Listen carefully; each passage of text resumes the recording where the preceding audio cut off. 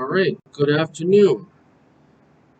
In our series of principles of marketing, I want to talk about chapter 4. Before I talk about chapter 4, I would just like to let you know this is for educational and informational purposes and also review purposes. Not to take credit for the book itself. The credit goes to the author and the publisher. Okay? Just to get that out of the way. And I do have a right to do this under educational, informational, and review purposes according to the Fair Use Act of 1976. All right, getting that out of the way. Let's start. Let's talk about Chapter 4. Now, Chapter 4, we're talking about managing marketing information to gain customer insights. Okay, here's a couple key ideas: marketing information and customer insights. Why? It's like we need the information to get the insight. We don't have the information, what insight are we going to get? As simple as that may sound, this is an important thing to mention. All right, now, in this chapter, we continue our exploration of how marketers gain insights into consumers and marketplaces. We look at how companies develop and manage information about important marketplace elements, customers, competitors, products, and marketing programs. To succeed in today's marketplace, companies must know how to turn mountains of marketing information into fresh customer insights that will help them deliver greater value into customers. Let's start with a good story about marketing research and customer insights in action at P&G. This is one of the world's largest and most respected marketing companies. P&G makes and markets a who's who of customer mega brands, including the likes of Tide, Crest, Bounty, Charmin, Puffs, Pampers, Pringles, Gillette, Dawn, Ivory, Febreze, Swiffer, Olay, CoverGirl, Pantene, Scope, NyQuil, Duracell, and dozens more. The company's slated purpose is to provide products that, quote, improve the lives of the world's consumers. P&G's brands really do, quote, sorry, I'm looking at this here, create value for consumers by solving their problems. But to build meaningful relationship with customers, you have to understand them and how they connect with your brand. Okay, now, we won't go over the whole case example of P&G.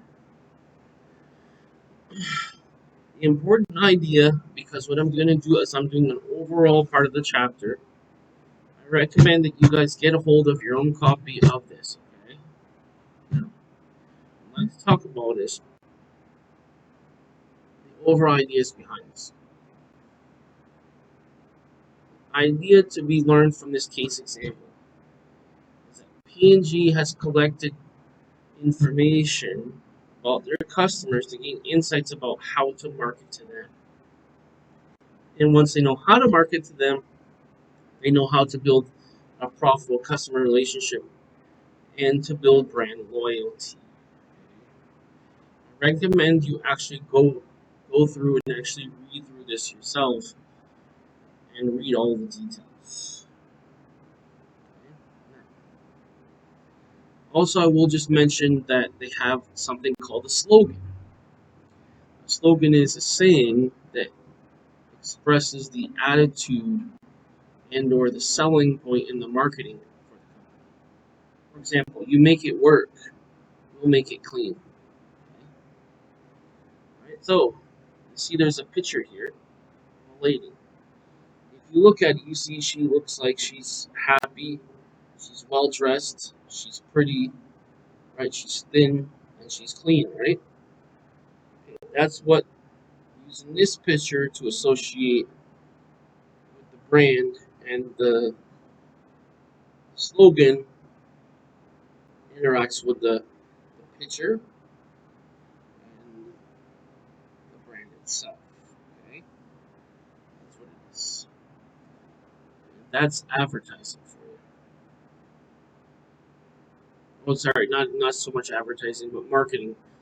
But a lot of times advertising does overlap with marketing because basically advertising is more of a call to action versus marketing is more of here it is, look how valuable it is. Marketing, I mean, advertising after the marketing says, okay, you've seen how good this is, now go ahead and buy it. See, it's like the strategy is the marketing, sales is like the tactics to close the deal. See, let's move on. Let's talk about our 5 objectives, okay? Let's talk about our first objective. We want to explain the importance of information and gaining insights about marketplace and customers. That is marketing information and customer insights. That's objective number one. Now, all these objectives are the main ideas that you want to be able to learn from in this chapter.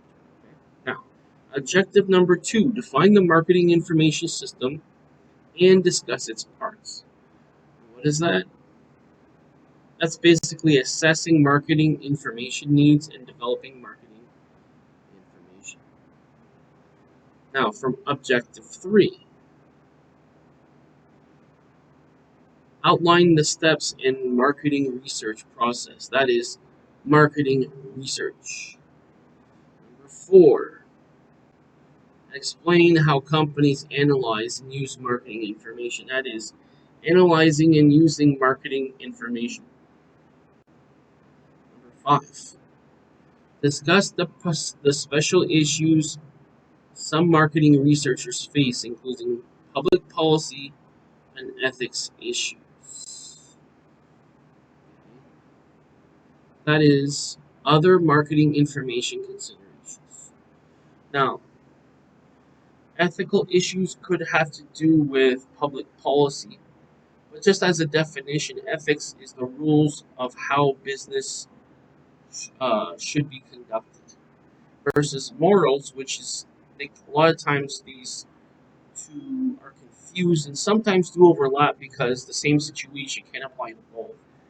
But morals, in contrast, is the rules for personal behavior. Personal behavior of the individual, okay? Versus ethics is the behavior, rules of behavior in groups, companies, organizations, etc. Versus morals are the rules of people, of individuals, you understand? All right. Now, with the company, they have to consider ethics because they have to consider whether it's legal, it's publicly acceptable, and if you have internal stabilization in terms of keeping employees and keeping um, actual morale in the company high. Now, let's start with this in the explanation. What we have is marketing information and customer insights. Now, to create value for customers and to build meaningful relationships with them, marketers must find fresh, deep insights into customers' need and want. Companies use such customer insights to develop competitive advantage. Now, here's an important thing: competitive advantage. What do you think competitive advantage is? Okay. Yes. Competitive advantage is doing something better than your competition in order for you to get the maximum market share. Do you understand? In other words, to get the maximum amount of customers or take away customers from your competition. But more broadly, it is defined as doing something better in your niche, in your business than your competition. It could be pricing, it could be quality, it could be be any part of the value chain. We talked about value chain last time, remember? Every part of the supply chain, contributes to the overall value of it. And that's what the term value chain is. The result of the supply chain is the value chain, and the result of of the strengths. Remember, strengths, weaknesses, opportunities, threats. Your strengths compared to your competition strengths. Okay, that's the competitive advantage. And sometimes even your strengths compared to your competition's weakness is also a competitive advantage. Okay? Because maybe you're a little bit better than your competition. You're both strong, but one is stronger, or one is strong and the other one is weak at something. Okay? In both cases, the company has competitive advantage. It means they are doing something better than their competition. In today's hyper-competitive world, states a marketing expert, quote, the race for competitive advantage is always a race for customer and marketing or market insights, unquote. Such insights come from good marketing information. Okay. So, besides the fact that marketing is probably or at least in my view, one of the more underestimated, or used to be one of the more underestimated parts of a business, and lesser understood. Because when people think about getting a sale, they think about sales, which is not unfair, but they don't think about how this this company builds a reputation. They don't think about how the branding goes. They don't think about how customers see the value in the products. Most of the time, the person who's not educated about marketing just thinks, well, it's famous or I need it and I buy it. It's very simplistic from a consumer's point of view. But before the consumer can see the value, he needs to understand the communicated value from a company. Now, before you can even market something and even get into your own niche, you need to get marketing information. Right? You don't want to start something that you're not going to be successful at, right? That's number one. So where marketing and strategic business management overlap, okay? Number two, assuming it's viable to have a business in a certain niche, you need to understand how you're going to communicate your value and how you're going to be competitive. Because where's your competitive advantage lie? Is it in your pricing? Is it in your quantity? Is it in your logistics? You understand? Is it in your quality? Is it in the value-added services like customer service, or is it in promotion? Where is it? How can you be better than your competition? Well, that's the first aspect. That's another aspect. But before that, that's the external. You need to. That's one part of your external. The more common one is how. What is the need and the want, and ultimately demand of the market? What are people buying? What is the need, or what can you do to add value?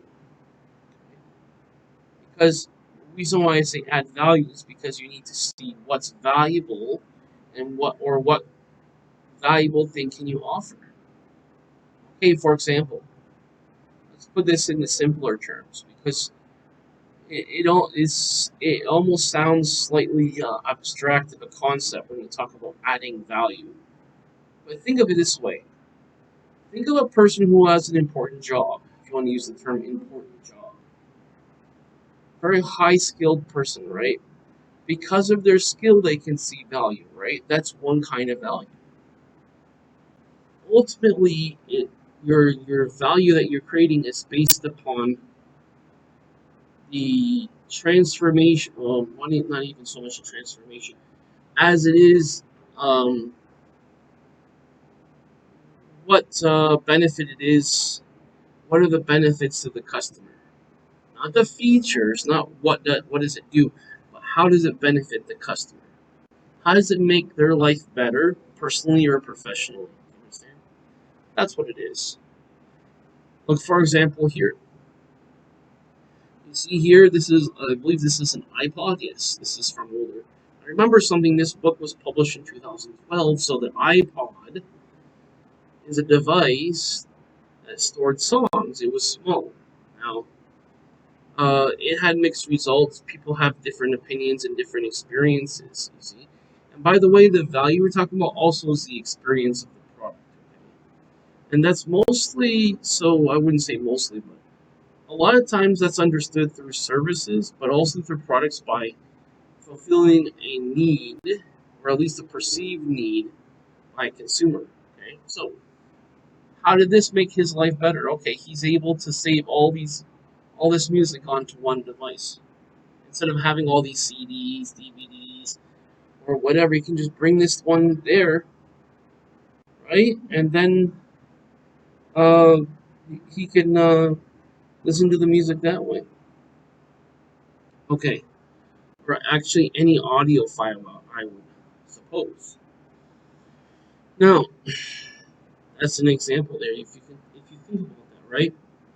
The idea is that you take a product from before and you improve upon it, and you say, okay, what was the disadvantage, or what can be improved upon the old one? And you say, okay, on the new one, what can be improved? For example, the old one, okay, it's an improvement based upon the previous one. But when it becomes no longer convenient to carry CDs, right? Have, for example, before it used to be cool to have a Walkman, have a mini disc player. All those things were cool, but how much easier would it be to have something smaller? See?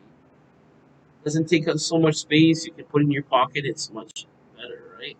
So you improved upon it, and you say, okay, this is the value you have because now it's easier for you. I made things easier for you. See? Now, so basically, if you consider Apple's phenomenally successful iPod, the iPod wasn't the first digital music player, but Apple was the first to get it right. Apple's research in this case, uncovered a key insight about how people want to consume digital music. They want to take their music with them, but they want personal music players to be unobtrusive. It means they don't get in the way, they're not too big. Right? This was the main selling point. Unobtrusive. See how small that is? You literally put it in your pocket. Now, the only concern later they found was if you ever drop them, they could easily break. But that's another conversation. This insight has led to two key design goals: make it small as a deck of cards and build it to hold 1,000 songs. Add a dash of Apple's design and usability magic to the insight, and you have a recipe of a blockbuster. It means a high seller, basically, right? So, Apple expanded the iPod and iPod Touch lines, now capture more than 75% market share. And they spawned other Apple blockbusters, such as the iPhone and the iPad. So you see, what did they do? They found what the competition did, and they did it better than the competition. And once they did it better than the competition, they communicated that this was better than the competition, and they showed the value of it based upon the benefits to the customer. It's like this, such as you have two apples, right? And you have two kinds of apples. And you say, okay, well, he has the red apple, and I have the green apple. And you say, well, the green apple, this one is tastier than the red apple. Which one do you think you're going to choose? See? You're going to choose the one you think you're going to have the better experience with, right? That's what this is. All right, moving on. Although customer and major market insights are important to build customer value in relationships, these insights can be very difficult to obtain. Customer needs and buying motives are often anything obvious. Consumers themselves usually can't tell you exactly what they need, why and why they buy. gain good consumer insights, marketers more effectively manage marketing information from a wide range of sources. Okay, let's talk about that idea of the sources, what they're referring to sources. These sources refer to demographics. Remember we talked about last time?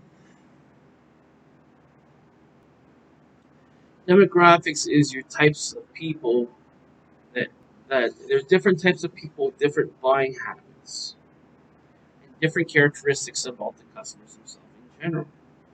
Okay, so how do you think we're going to market that? For example, iPod. You're going to market the iPod with, for example, the same with an old person as you would, let's say, an older, let's say, person in the 60s and 70s, as a person in their 20s and 30s. Probably not, right? What's important to them and the value they gain from it in terms of the cultural aspects, which is something you have to consider in marketing, is slightly different because they have different priorities. Now, the specific way of that. For example, I'll give you an example. You could say, this iPod will, the value of the iPod will enrich your life great when you're retired. So associating the convenience of using an iPod to something that you can use when retired. Okay. So basically, what is that demographics doing? Tie it into what it would be great to use when they're doing X activity. 20s and 30s. Okay. When you're busy on the go to work, you like to listen to music when you're rushing to work. How great would it be and popular would it be with your friends to have an iPod? See, just like that. See how I market it a little bit differently? And yes, it is a little bit of. First, I'm going to show the value. See on that billboard advertisement, it's more of a marketing message than it is a sales message. Because it doesn't say buy now, it just shows you how this is valuable. Okay, that's marketing. Now, today's marketers have ready access to plenty of marketing information. With the recent explosion of information technologies, companies can now generate information in great quantities. Moreover, consumers themselves are now generating from the bottom up marketing information. I remember something that there is public information such as the price of an item, the specifications of an item, when it was released, right? And those types of things. Okay? And they just compare it to the competitors. Each competitor has specifications, pricing, release date, right? Some most important vital information, and they do a comparison. They do a basic comparison, right? And then also they'll compile who's buying those and who are not buying those, what age groups, etc. Now, not long ago, the only way a consumer could communicate with an organization was by making a handwritten letter. Then came the call center, followed by email, text messaging, instant messaging, and indirectly blogging, Facebook, Twitter, and so on. Each one was contributing to a growing tidal wave of, quote, bottom up, unquote, information that individuals volunteering to each other in organizations. Organizations able to elicit and use such volunteered information, meaning volunteered information, will be able to gain much richer, more timely customer insights at lower cost. Now, here's the thing about customer insights. The reason why it's getting easier to get marketing information is people volunteering the information. For example, somebody will do a product review, such as I do a review of this chapter, right? And I tell you my opinion of it. I'll give you weigh in on it, and I'll explain things like commentary, right, for educational purposes, right? People will weigh in and say, okay, I just bought the newest gadget. And people will tell other people, what they thought of it. Maybe for their own satisfaction and also to do a service to other people. So if something is good or bad, they want people to know. Well, there you go. You can see it on YouTube, in Twitter, maybe Instagram, even in their own personal websites. Okay, so they can already see it, and also I guess Facebook as well, between friends. People share information. You have word of mouth. Okay, it's not that difficult, especially if the posts are public. It's not difficult to get this information. And what you do is you find out what ages these people are, who's buying what. Okay, and then there's public information. You see people lined up to get the new iPhone, the new iPad. iPod is pretty much was replaced when the iPhone came out because the iPhone had all of that. And the iPad is just like a smaller version of a computer, basically. Easier to see, easier to type. Okay, that's the I guess that was the appeal of the iPad. But you see, they're already volunteering that information. I mean, the even to the point where either another companies already have all this information, they'll sell it to you, or there's things like focus groups where if you want to know what product to make, right, of a specific kind, you can hire a specialty marketing company. So, for example, if you're a company that makes whatever product, you hire a marketing company to do a what's called a focus group to give you information, and you take people of different demographics in terms of ages and product usages, etc. And they collect what happens is the company you're hiring, they collect this information and they give you the information. This is not difficult anymore to get marketing information. From that marketing information is where we get consumer insights, okay? Or excuse me, customer insights. Now, customer insights are fresh understandings of customers and the marketplace derived from marketing information that become the basis for creating customer value and relationships. Now, this is sort of like up to date information and current information, meaning like you don't want information from 10 years ago, from 20 years ago. You want to know what's happening now. So, even from, for example, the publishing of this book in 2012, right? Some of this information's out of date. The iPod is something people have already forgotten about because in 2007, right, it was basically replaced with the iPhone. Okay, so and nowadays, even with the smartphone, right, you can basically do almost everything on the smartphone. You know what I'm saying? It's almost like a mini computer. You know what I'm saying? It's getting to the point where it's almost the same storage as a computer. So it's the only thing I would say is just the screen is not as good, but I'm sure they're working on that as well. And then they have the flip phone with Samsung. They have all this newer stuff. The newer stuff is basically to improve upon something that isn't ideal. Do you understand? Okay. Far from lacking information, most marketing companies are overloaded with data, and often overwhelmed by it. Okay? In other words, there's so much information. You need to be able to sift through and say, okay, what are we looking? It's kind of like going to a library, saying we've got thousands and thousands of books. What book are you looking for? Okay, well, I'm looking for a book on cars. Okay, cars. It's this section. And then there's many kinds of cars, you see? Just like this, right? What information are you looking for? Oh, I want something on business. What kind of business? Well, I want a computer business. Okay, well, hardware or software. Okay, it's like that. You have to make things more specific down to exactly what you're looking for and how you want to apply the information. Now, for example, when a company such as Pepsi monitors online discussions about its brands by searching keywords in tweets, see tweets, blogs, posts, and other sources, it serves in a stunning stunning 6 million public conversations a day, more than 2 billion a year. Now, here's another way that they get information.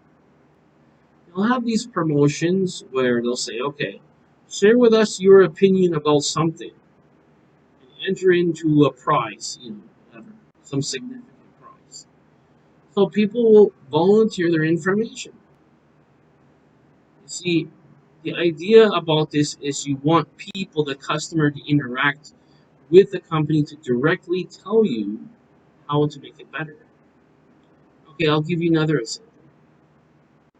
Some years back, I did product testing for a company called Activision.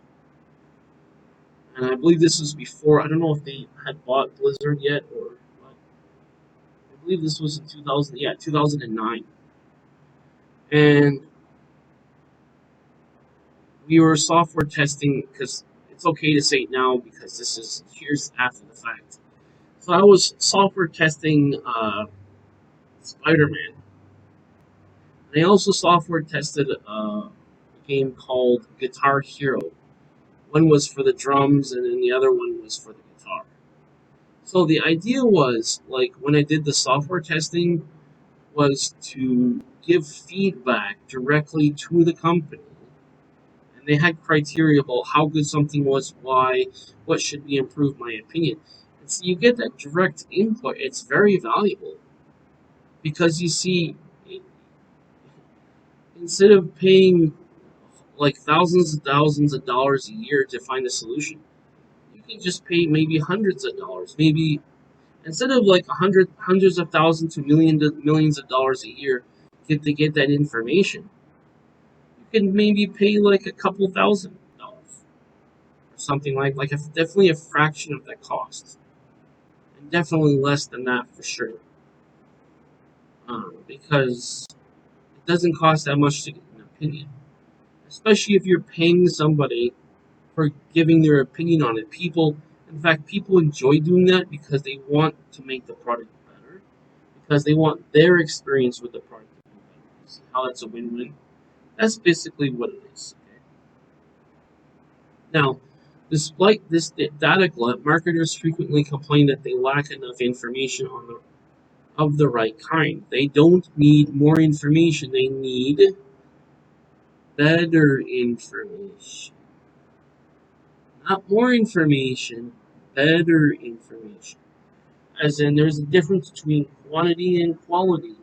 They need not quantity so much as they need quality. They need quality more urgently than they need quantity. Okay? Because quantity is not the issue, but quality is the issue. Okay? So, and we need to be clear about what we're trying to do, what kind of product or service we're trying to develop. Do you understand? Now, and they need to make better use of the information they do they already have. So what you do is you say, okay, this is the information I have.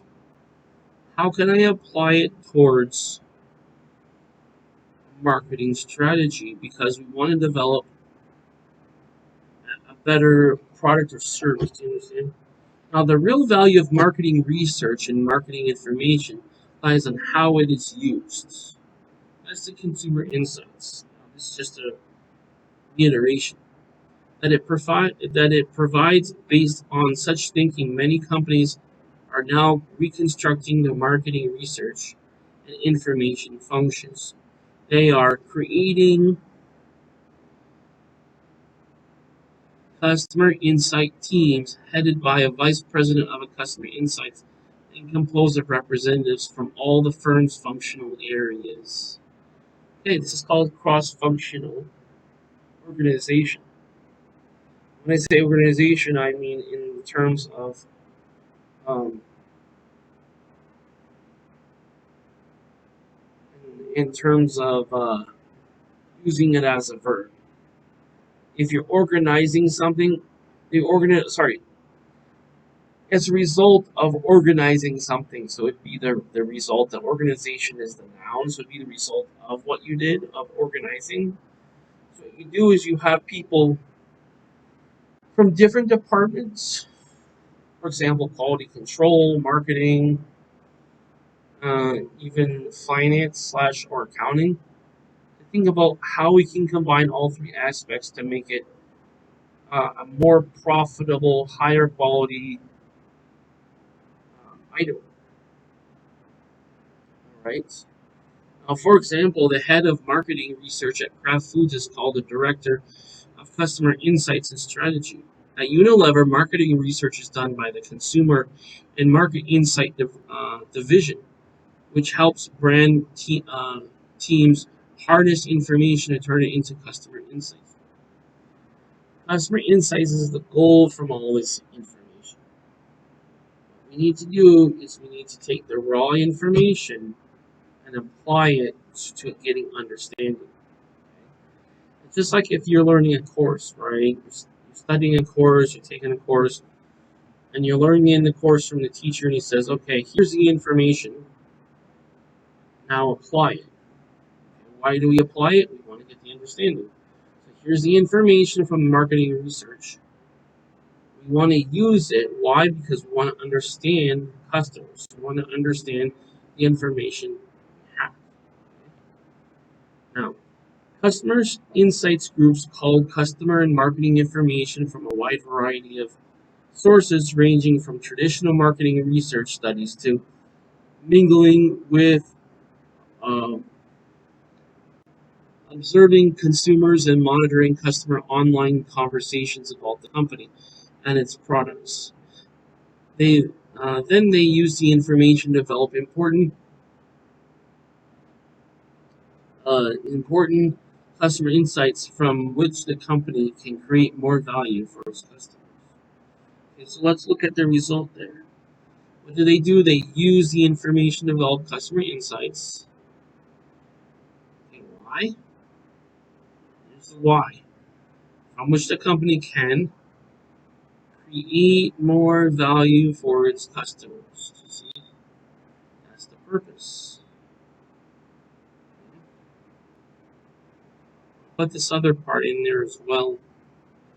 I do like how it's hammering that point home. Because before someone buys, they need to see the value of a product.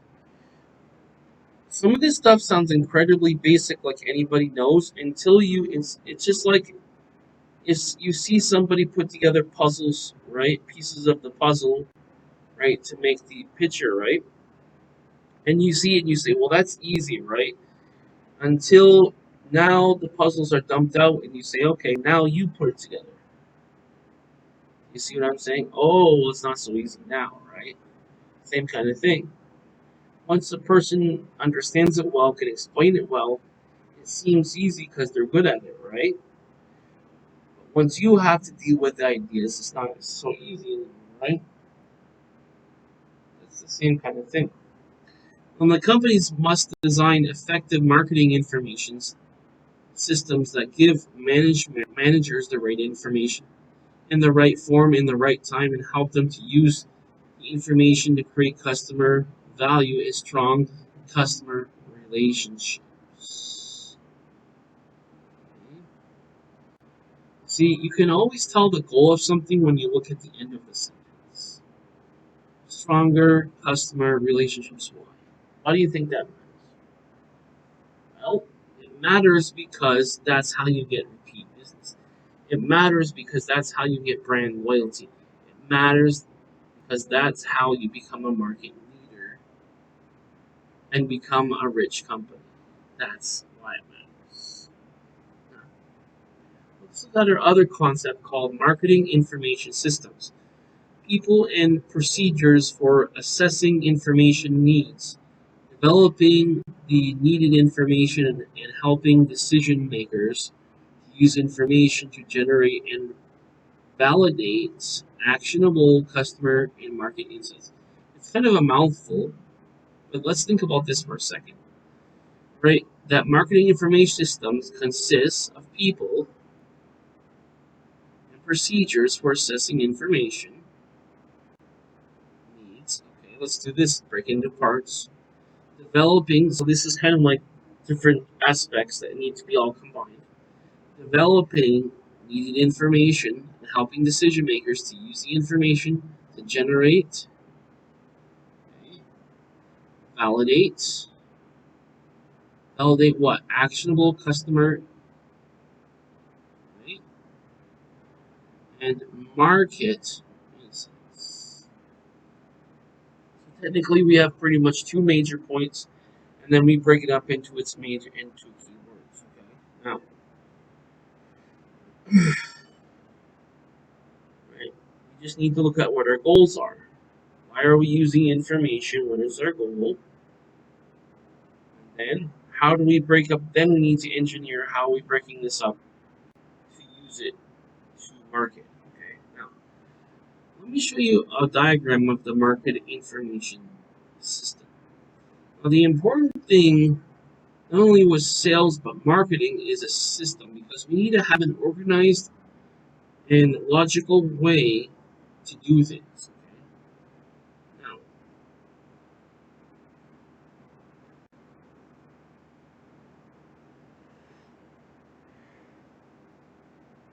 excuse me, let's talk about this.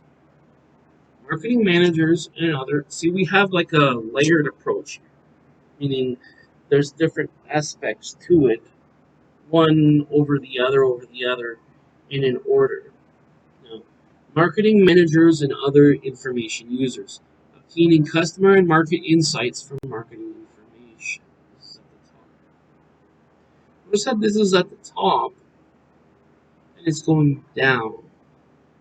So we need to get the information, and at the end it needs to go all the way to the market. Before we do that, we need to assess the next layer. We need to have it between having the information and communicating the value to the market. We need a system in which to do that. That's the marketing information system. Okay. Now, we need to do two major things with this system. Number one, we need to assess the information needs. We need to analyze and use information. Well, once we assess, we said this is good or not good, right? There's a procedure that goes to analyzing. At the same time, the analyzing needs to go back to the marketing managers so they can use the information. Notice how it says analyzing and. So the analyzing goes first, then the using. Then, from assessing the information needs, next thing we do is we look at the internal databases. Say, okay, this is the assessment. This is what we need based on the market to communicate it. Then we go to our resource, which is the information in the internal databases. Then we need to go to our marketing intelligence to find out how we can do things correctly, intelligently, etc. That's the marketing intelligence. And then we go to our research to actually find out exactly the specifics of it. And once we have the specifics of it, then we can analyze the information. And then once it's analyzed, it's sent to the marketing managers. Then they can assess how to use the information. Once all that's all done, we need to consider 5 things. Number one, we need to consider the target markets. Okay. Next, we need to consider the marketing channels. Number 3, we need to consider the competitors. Okay. I'm highlighting this so you'll be able to see it a little bit. Then we need to understand the publics, the things in the public, people, entities. And also, then the 5th one is we need to look at the macro environment forces. Okay, let's do this one at a time because just like when we eat a sandwich, we don't put all of the whole sandwich in our mouth. We need to do it one bite at a time, right? Now, the marketing environment has those 5 aspects. Now, first we look at the target market. Who are we marketing our product to? Meaning, when we think of market, we think of industry. general industry in terms of what is it? Is it computer? Is it construction? Is it medical? Is it news? Is it what is it? Is it food industry? Then the market, depending on what we can have a general like okay, for example, computer market, right? We have hardware and software. Are we hardware or are we software? Generally, we're not both because there are specialties that require specialized skills and experience to do that. Okay, so we pick either one or the other, right, or even multiple ones depending on the industry. Then we say, okay, from that particular, so that's the segment. So we have the market, that's the industry, right? Then in the market we have we don't go directly to the niche. We need to find out where we are in the segment. So segment are parts of the market, but more specifically, where we're competing is the niche. Okay, so we need to find out what target market or what industry are we in. Then we need to look at our channels. How are we distributing information? How are we distribute? It's the distribution of information and the product or service that we have. Okay, so if it's product, it's through a supply chain. And ultimately, uh, in the supply chain, we have something called a value chain. If it's a service, it's also how is it distributed in the service. That's your channels. Then we go to our competitors. We also need to know who else is doing exactly the same thing as us. Not the same market, not the same segment, right? Because it's if we have a hardware company, fine with hardware. Is the guy who's making the processor in competition with the guy who's making the keyboard? No, those are different skills, different products.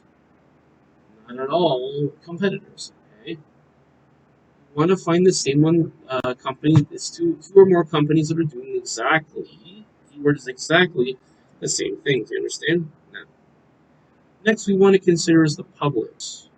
Now, Publix is what's in the commonplace. I don't want to use the same word we're defining. Say, Publix is what's in public, but in the commonplace where we see outside of the private area, like outside of like home, like a private area. So let's say out of the house or apartment or whatever, outside. See Publix. What do you see? You see where people are out in the common area to sell whatever, where business is conducted. You see, that's in the Publix. And the last thing we want to consider, which is quite complicated, but we can sum it up in simple and abbreviated ways, is the macro environment. This has to do with the overall assessment of the society. Okay, versus micro would be like one industry. Okay, macro would be all of the industries in society, and that has many aspects. Okay, so you have to look at those forces, whether it be policy, whether it be political, legal, social, or environmental. Those are your macro environment forces. Okay. Now, now that we've explained that, keep that in mind. Okay. We need to look at our major parts. We need to see things from the beginning and then to the end. We always keep in mind who we're serving at the end first, and then fill in the details in between. Just like if we build a computer, we don't just make random parts and think that's going to be the right computer. No, we consider the goal at the end first and think about the steps that go into our goal. The goal is the end, but we need to figure that out first, figure out what we're going to be doing first and what goal we're going to do before we come up with the steps. The information, the actions taken, see, the execution. Now, let's talk about assessing marketing information needs. Now, the marketing information system primarily serves the company's marketing and other managers. However, it may also provide information to external parties such as suppliers, resellers, Marketing services agencies. Okay, now these are external. Now to make this very simple and very clear, we have two words. We need to make a distinction between. First one is internal, and the second one is external. Internal would be something inside the company. Okay? Inside the company. External is outside the company. Okay? The inside is the operations of the company. External would be your competitors and your customers, understand? And your partners, as in the value chain. Okay? Because if they can't supply parts, they can't be a supplier, then they can't sell. So everybody has to basically work together in the supply chain. So the external would be competition, customers, and your suppliers. Now,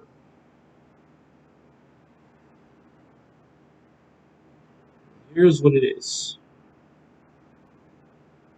For example, Walmart's retail link system gives key suppliers access to information on everything from customers' buying patterns and store inventory levels to how many items they've sold in which stores over the past 24 hours.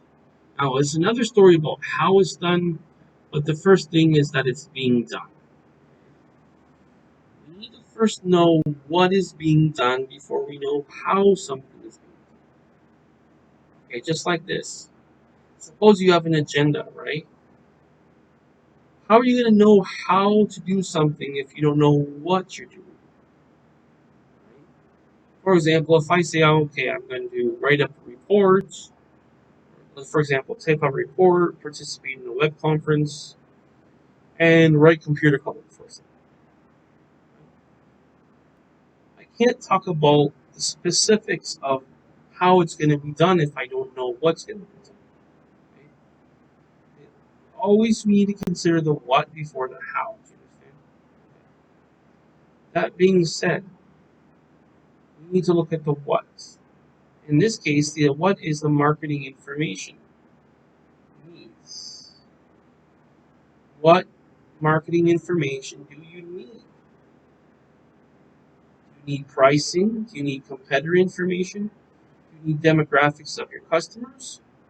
And or do you need information about your suppliers, whether it's raw materials, manufacturers, suppliers, wholesalers, or retailers, depending on where you are on the chain, right?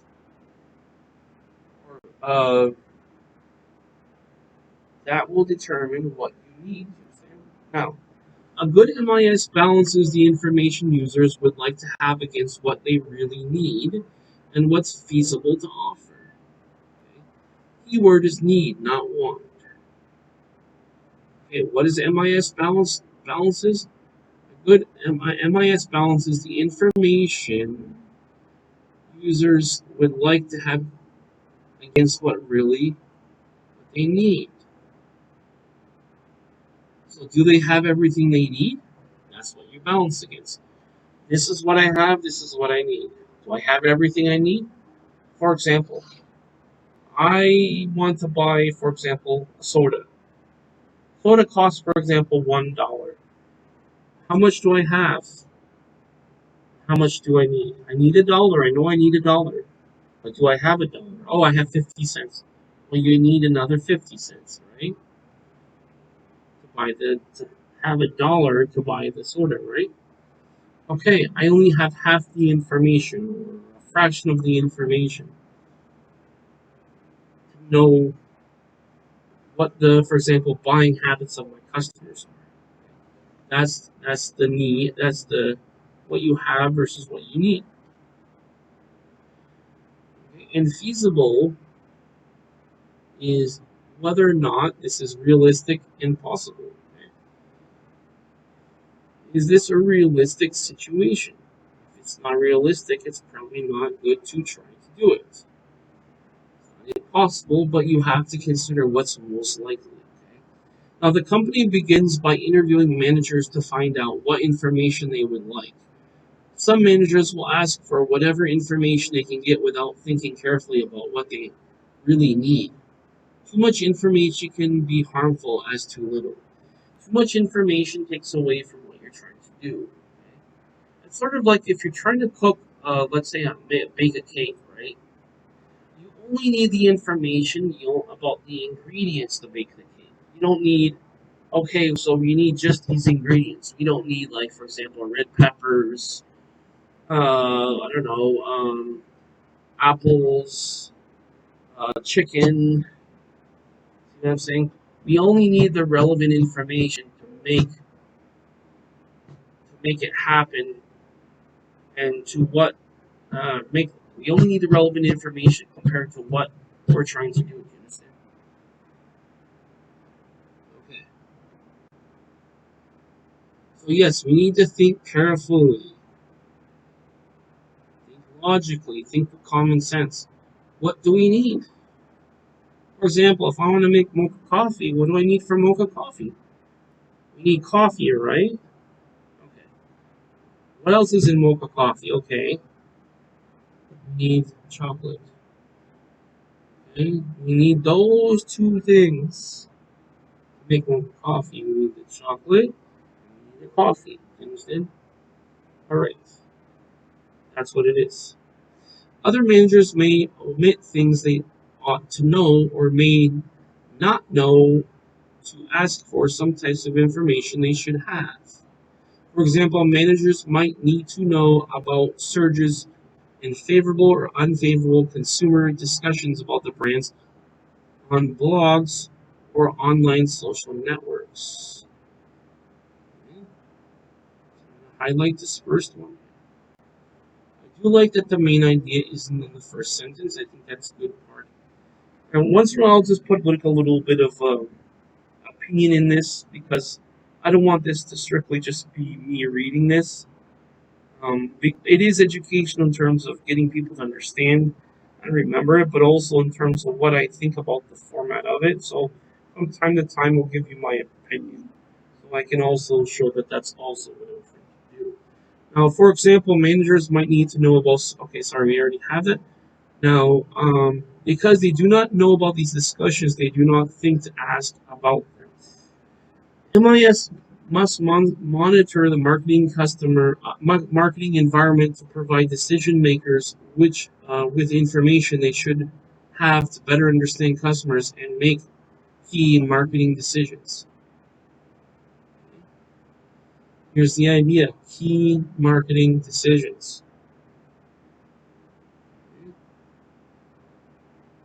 We need to provide decision makers with information they should have to better understand customers. What are we trying to understand? Customers. We need all the relevant information.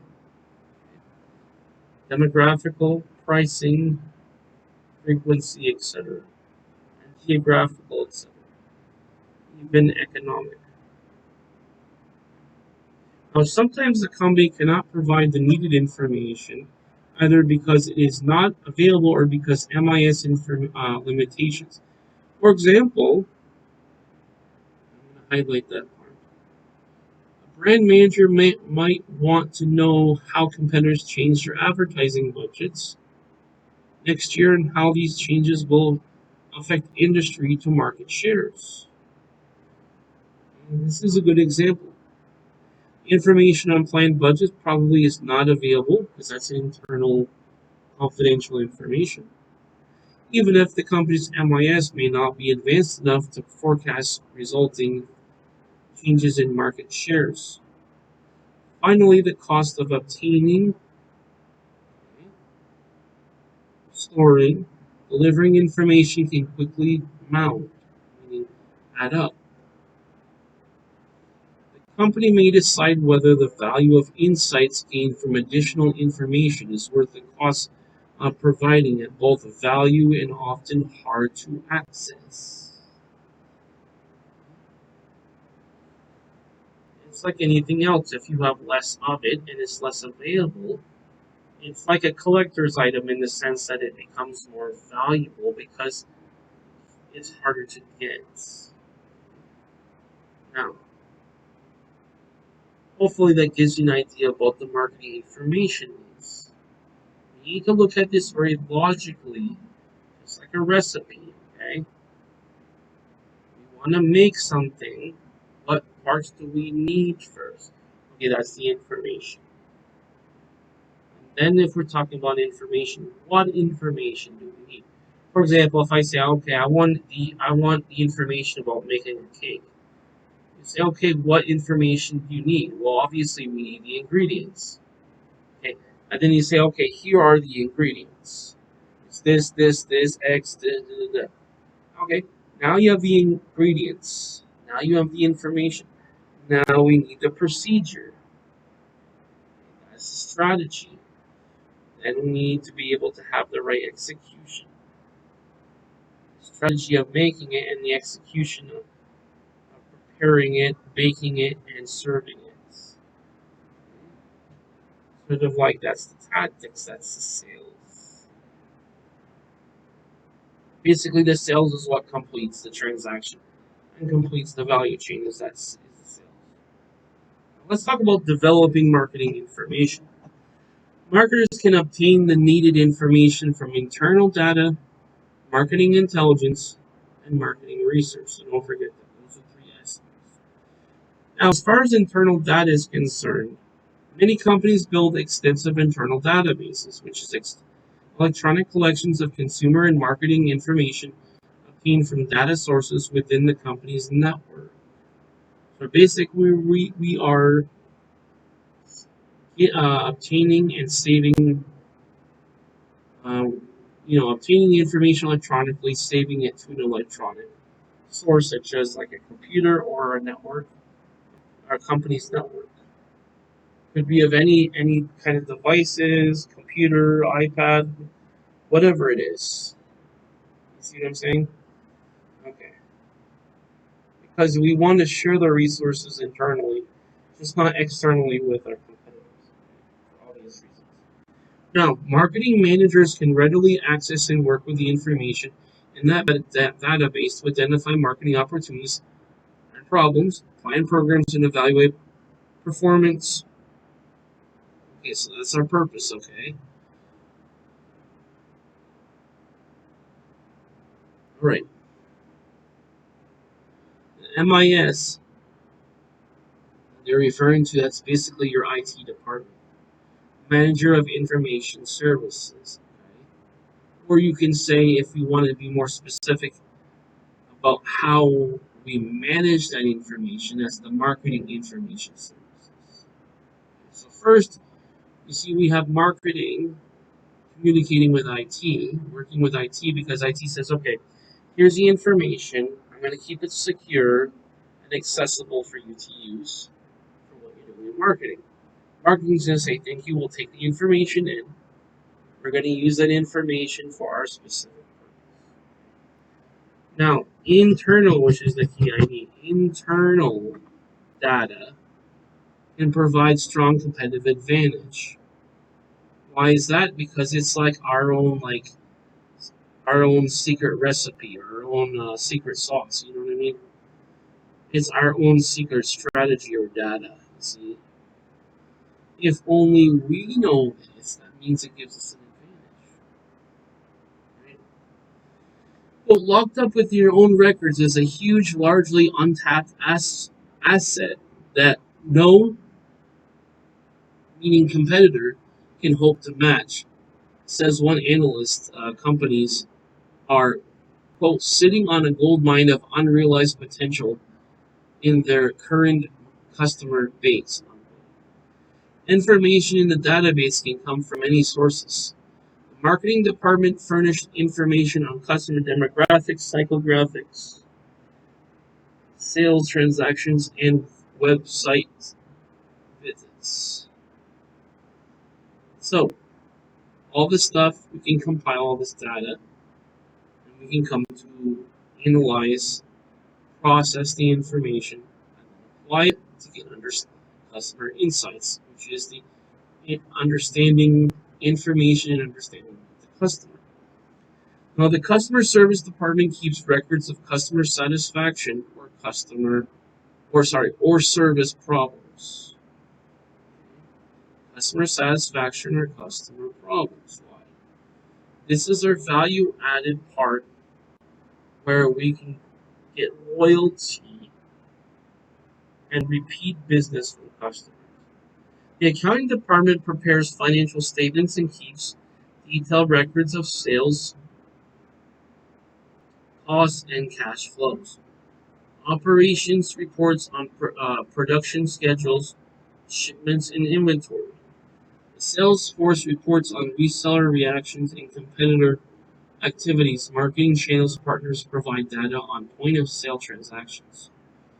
Harnessing such information can provide powerful customer insights and competitive advantage. We're sort of hammering the point home, and I like how the author's doing that because we need to always, even if it's like a separate like aspect, we need to always tie that into the main idea. For example, consider upscale retailer Barney's, which has found a wealth of information contained in online customers browsing and buying data. That's simple. If they're buying from you, you already have it built-in information. And if you have the market share, we could say, okay, how much of the market do we have? Well, that information is publicly available. It's not secret. And then what are they buying? When are they buying it? Are they buying during holidays? What seasons? What are the prices? What are the promotions? Etc. So a lot of that we already have because they're buying it from you. Once we can see a pattern of behavior, then we can predict what they're going to do, or if it's a negative trend versus a positive trend, we can find out how to reverse the trend, how to change it, how to turn it into a positive trend. Now, for instance, consider upscale. Okay, a glance into the spam folder of it's proof positive that the most retailers haven't yet refined their customer tracking. To wit, my spam box currently features petco.com advertisements for kitty litter. I'm a dog person. Stables.com ad for Windows software. I'm a Mac girl, for example. A person can be a Mac girl. Not me, but that person could be. And for ads for Viagra. Enough said. And although this video is not, I didn't design it for kids, as kids don't really think about marketing. It is an adult medicine. If you want to know what it is, because I'm not sure if I should describe on social media what it is, you're best off you look yourself.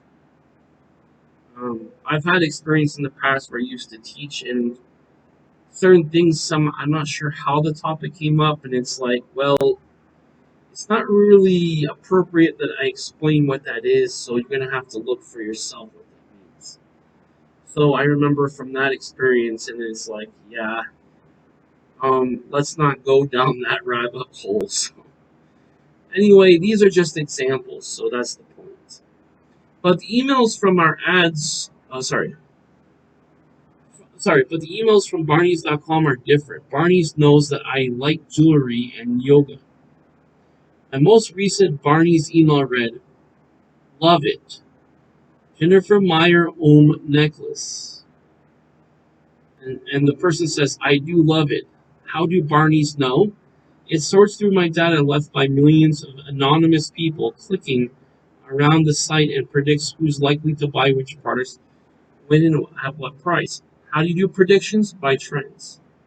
Just like this. If people have a schedule, right, and they do the same thing Monday through Friday or Monday through Saturday, you know what they're going to do, right? Because there's a trend. There's a pattern, right?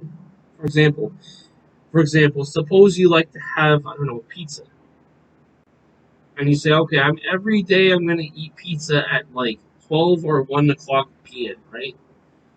Okay, he eats, you see there's a pattern of him eating pizza in the afternoon. So what are you going to do? You're going to market him pizza for afternoon usage, right? I mean, for him to buy pizza in the afternoon. That's the kind of thing we're talking about. It doesn't have to be pizza. It doesn't have to be afternoon. You see the point. So let's move on. Digging deep into such data provides a wealth of actionable insights into customer buying patterns. You see, remember I told you patterns? I didn't even read ahead and I already said it because I understood this.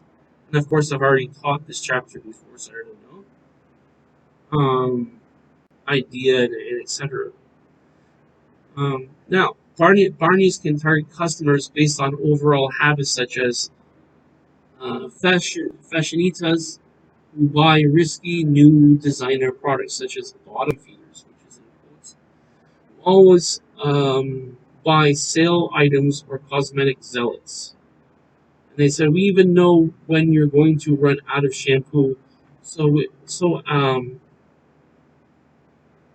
we might as well send you an email, says Barney, director of internet marketing. Rather than feeling spied on, customers are thrilled because the message is relevant. Barney is now considering expanding such analysis to stores, tracking parts as well as customers to marry its store and online marketing efforts. It means combining. Hey,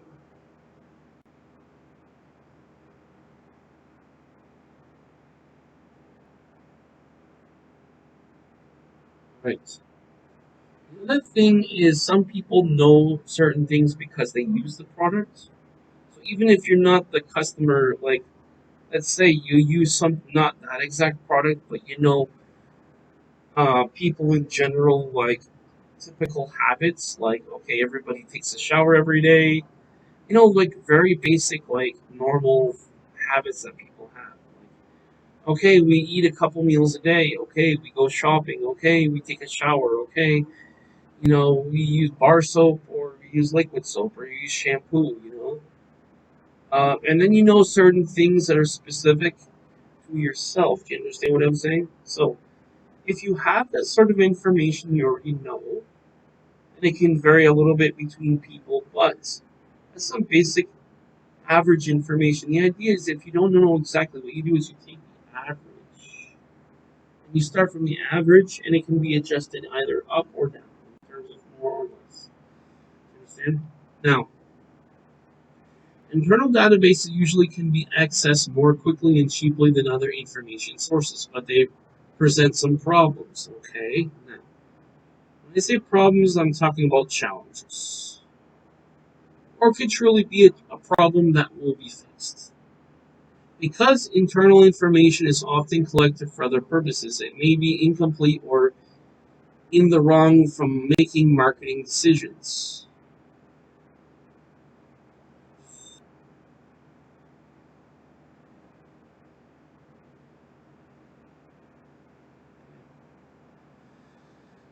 Data also, data also ages quickly. Keeping databases current requires a major effort.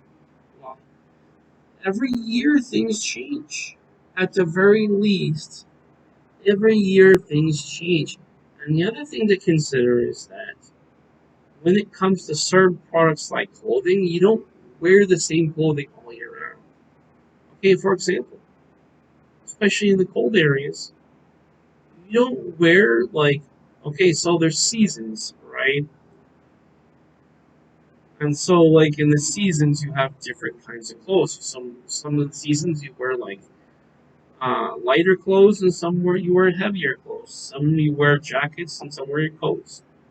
And some maybe you wear like for example you might wear like flip flops, or maybe you might wear like shoes or business shoes or whatever it is. The different seasons of the year also affects things too. But every year there are social changes and or technological changes, and those things have to be accounted for in terms of your marketing. Now, finally, managing mountains of information that a large company produces requires highly sophisticated equipment and techniques. Large company produces. Okay, large company. Common sense. If you have a large company, what do you have? You have lots of people, right? So when you think about this, this is not really difficult. It just requires that you think with common sense, just basic stuff like if it's a small company, you have more employees or less employees. If you have a large company, you have more employees or less employees. Okay. Large company, you have more employees. If you have more employees, what do you need? You need more space. You need more computers. You need things need to be more strictly managed. And then there's all these aspects that need to be managed, right? From security to access to keeping things up to date to costs, etc. Almost like looking at all major departments of a company. That's basically what it is. So the idea is if the larger the business is, the more demanding it is to manage a company and get it to operate its main function. Do you understand what I'm saying? Now, what I'm going to do for a moment, I'm just going to take a break for just one moment as I need to step out. Feel free to just take a break, get some water, stretch, and come right back. Just a one moment, okay?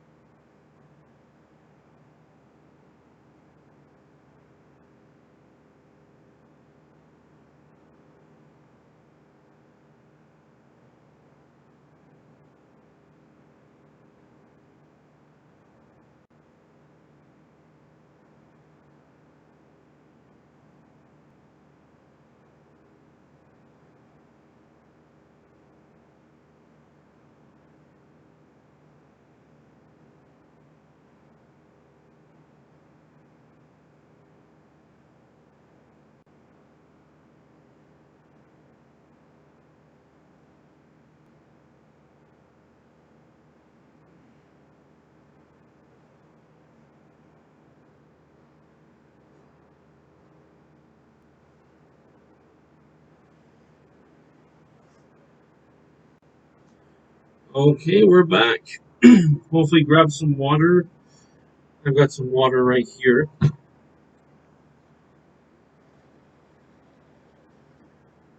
Now, let's continue on and talk about competitive marketing intelligence. It's probably one of the harder things to explain. Now, in a definition of terms, competitive marketing intelligence is the systematic collection and analysis of publicly available information about consumers, competitors, and developments in the marketing environment. Now, the important thing is this is publicly available information. Publicly is always something external. Private or confidential information is internal, so if it's public, it's fair game for anybody who wants to know that information. For example, if I say, okay, how many computers did, for example, HP sell? What's the stock price of HP? Or I don't know, for example, who's the biggest like telecom service provider? Just something random. Okay, what's the biggest cafe company? Or what's the richest company in the world? This is all public information. Okay? Their ways, their systems and stuff is not public, right? Their internal operations is not public. But the results, which is, for example, quarterly reports, is public information. Okay? Which is, you can just go look it up online. It's right there. And it's public information. Now, okay, remember it's systematic collection of analysis, collecting the conclusions of information and its significance, right? That's analysis. Publicly available information. Now, what is it about? Consumers, competitors, and developments in the marketplace. Let me tell you why. First, we need to know who's buying. That's the consumer. We need to know who is selling the same thing as us. That's competitors. And develops in the marketplace. Is there new products or new services happening? What sectors? What's happening in the market? What's developments? what's happening now or what's going to happen soon. The goal of competitive marketing, the goal of competitive marketing intelligence is to improve. Now, here's the thing. What is it? The goal of competitive intelligence is to do what? Improve strategic decision making. I'm gonna put this separate so you can kind of connect the dots here and connect the pieces of the puzzle by understanding the consumer environment. Okay. What's the next one? Assessing and tracking competitors' actions. So we assess, we take the information, we say what's their conclusion, um, and then also what? Providing early warnings of opportunities and threats. We need to know in advance what opportunities we can have so we can be able to act on it. And what are the threats? What could drive us? What could make us lose market share? What could beat us in our own strategy? That's the threats. I remember something from last time. We've got four major things as an acronym to remember. SWOT. Remember what they stand for? Strengths, weaknesses, opportunities, threats. Now, remember the strengths is what we're good at internally. Weaknesses is what we're not good at internally. Opportunities is external, which is what we can do outside of the company. Instead of opportunities, in terms of opportunities in the market, and threats, which is our competition in terms of taking away what we can do. Do you understand? So if you think about that for a moment, you can understand that.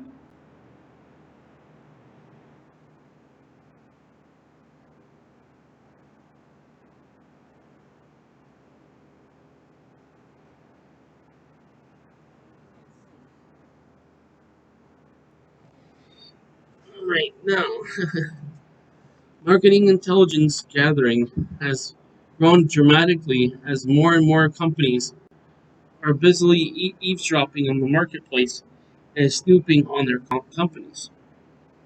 Techniques ranging from monitoring internet buzz or observing consumers firsthand to quizzing companies' own employees, benchmarking competitors' products, and researching the internet.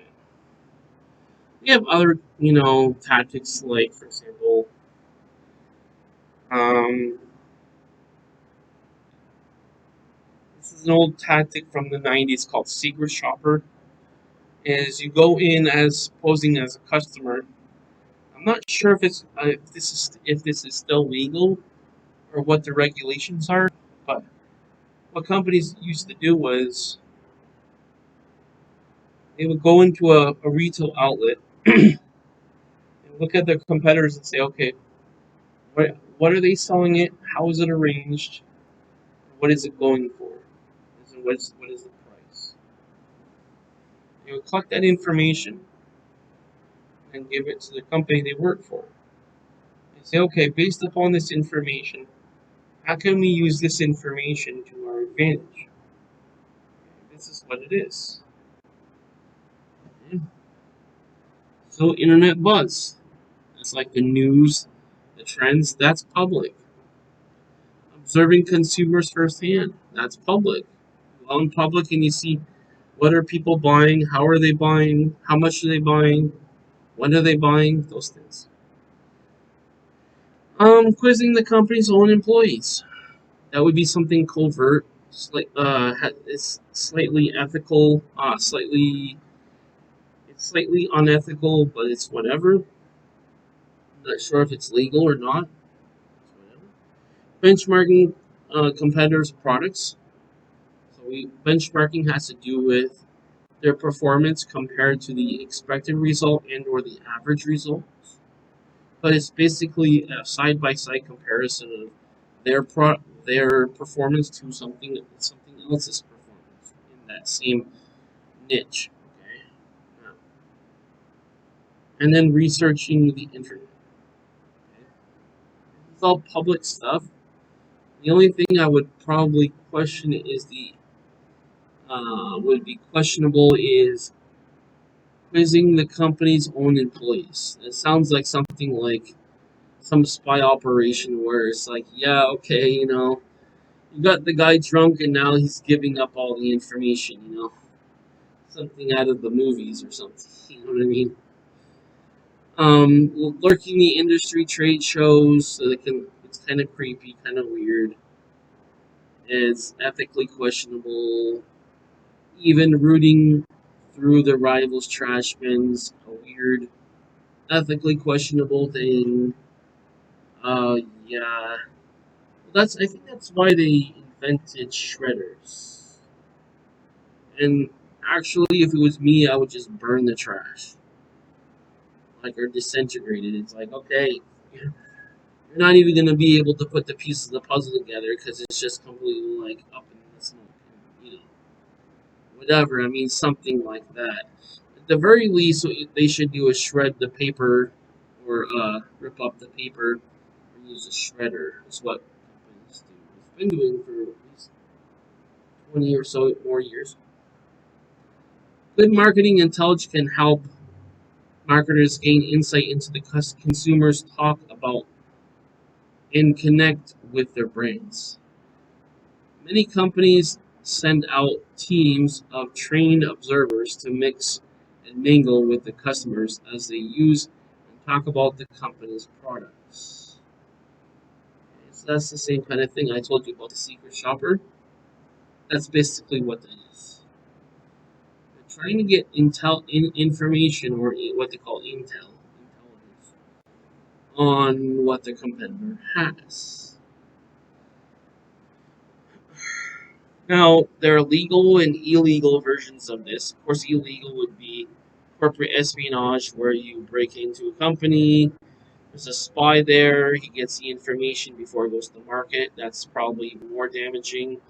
The other one is the secret shopper. That's the legal one, where he just goes and says, okay, I just want to get information. It's in the store, it's public anyway. Anyway, why not? You know what I mean? It's morally slash ethically questionable, because if you're posing as something that you're not, that's a gray area. So I'm not gonna talk about ethics in this video. Okay, it's a gray area. Ethically, is something you're gonna have to ask yourself if you're willing to do that. Now, other companies routinely monitor consumers' online chatter with the help of monitoring services such as Nielsen Online or Radian 6. For example, Radian 6 helps companies attract keep track of relevant online conversation. That would be like your social media posts, etc. Nielsen is basically like a rating system for media, those types of things.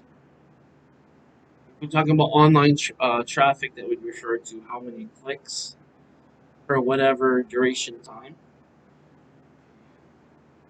These are technically marketing companies that specialize in ratings and marketing information, specifically referring to ratings of usage of things. Okay? Social media makes it easier than ever for people to share, to have conversations and expose their opinions, needs, ideas, and complaints. And they're doing it with millions of blogs, tweets, videos, and comments daily.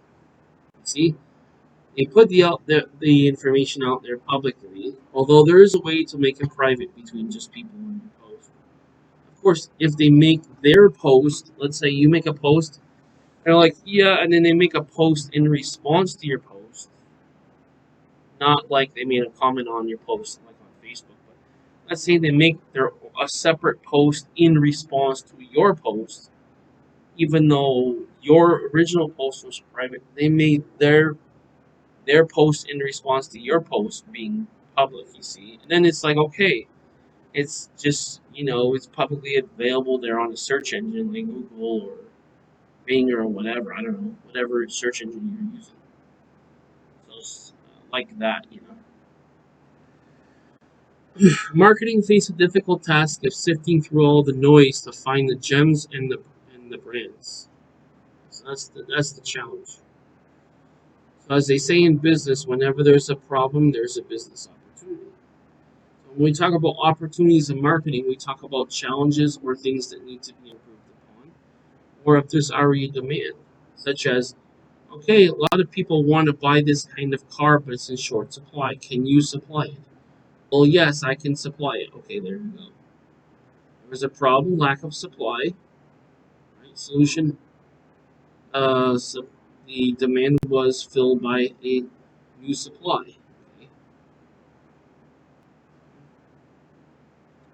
Now, Radiant 6 gives companies a web-based platform that lets them listen to, share with, and learn from, and engage customers across the entire social web. Radiant 6 web dashboard proves for real-time monitoring of consumer mentions of the company, its brands, relevant issues, and competitors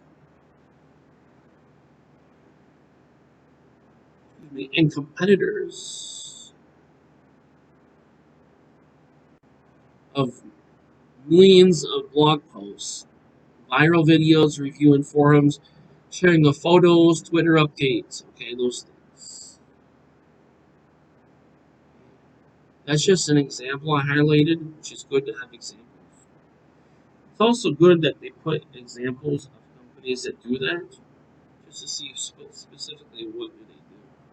You see there's a dashboard right here. See that in the purple, each one of the windows here?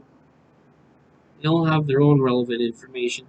And you can see a line graph with the trend. For example, lifestyle retail PacSun uses Radiant 6 to track important trends and better respond to customers in the online space. Microsoft uses Radiant 6 to monitor what's being said online about the company and its products and respond to problems after purchase. It's important for quality control and for brand loyalty and repeat business. You need to make sure that you've satisfied the customer. There's not any issues. And I hate to use the word assume because you know what they say about assume. But let's make the assumption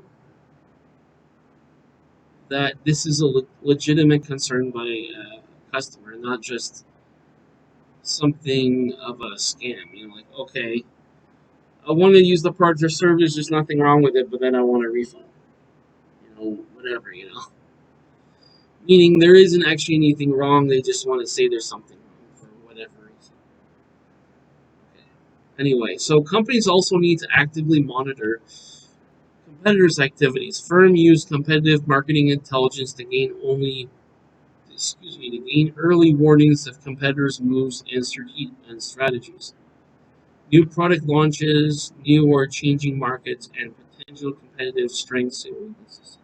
See that strengths and weaknesses? Remember I told you that? What are you good at? What are you not good at? That's strengths and weaknesses. So suppose you're good at something, but you're not good at something, which is the weakness that your competitor is good at, and vice versa.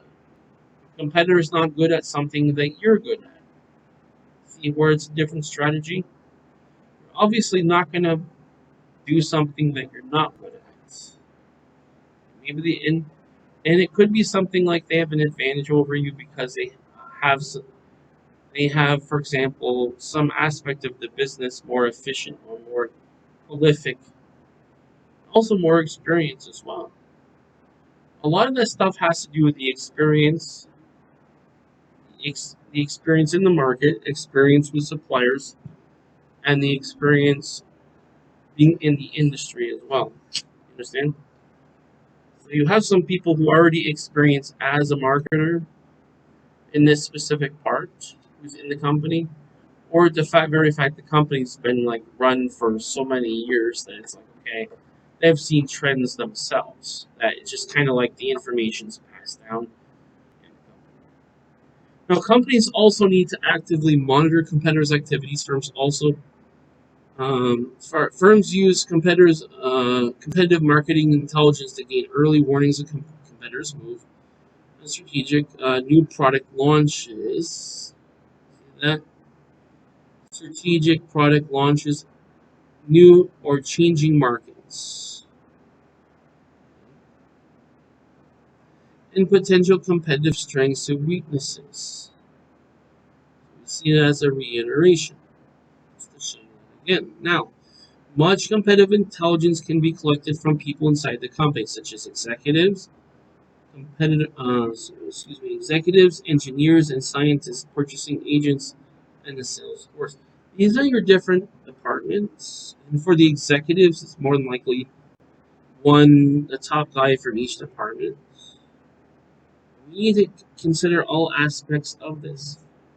Is it the engineer? Is it from your R&D, or is it the IT department in terms of the software that you're making customized, or is it information sharing for MIS? What exactly are we referring to with engineers? And then scientists. This is people who are doing your R&D. That's your scientists. Engineers are more people like in the IT department, for example. Or if it's maybe it's something financial, coming up with formulas. Okay, purchasing agents. We want to find ways, ways of, and deals for purchasing things that will save the company money. There's two ways of being financially secure as a business. One is increasing your revenue, making sales. Second one is reducing costs and liabilities. So your cost is like obviously your expenditures, what you spend money on, and then your liabilities is what you might have to pay off in insurance, lawsuits, or information loss, which is opportunity cost as well. Okay, so get that in there.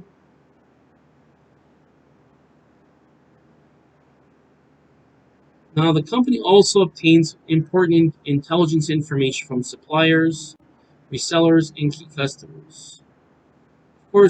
Of course, those are all important as well.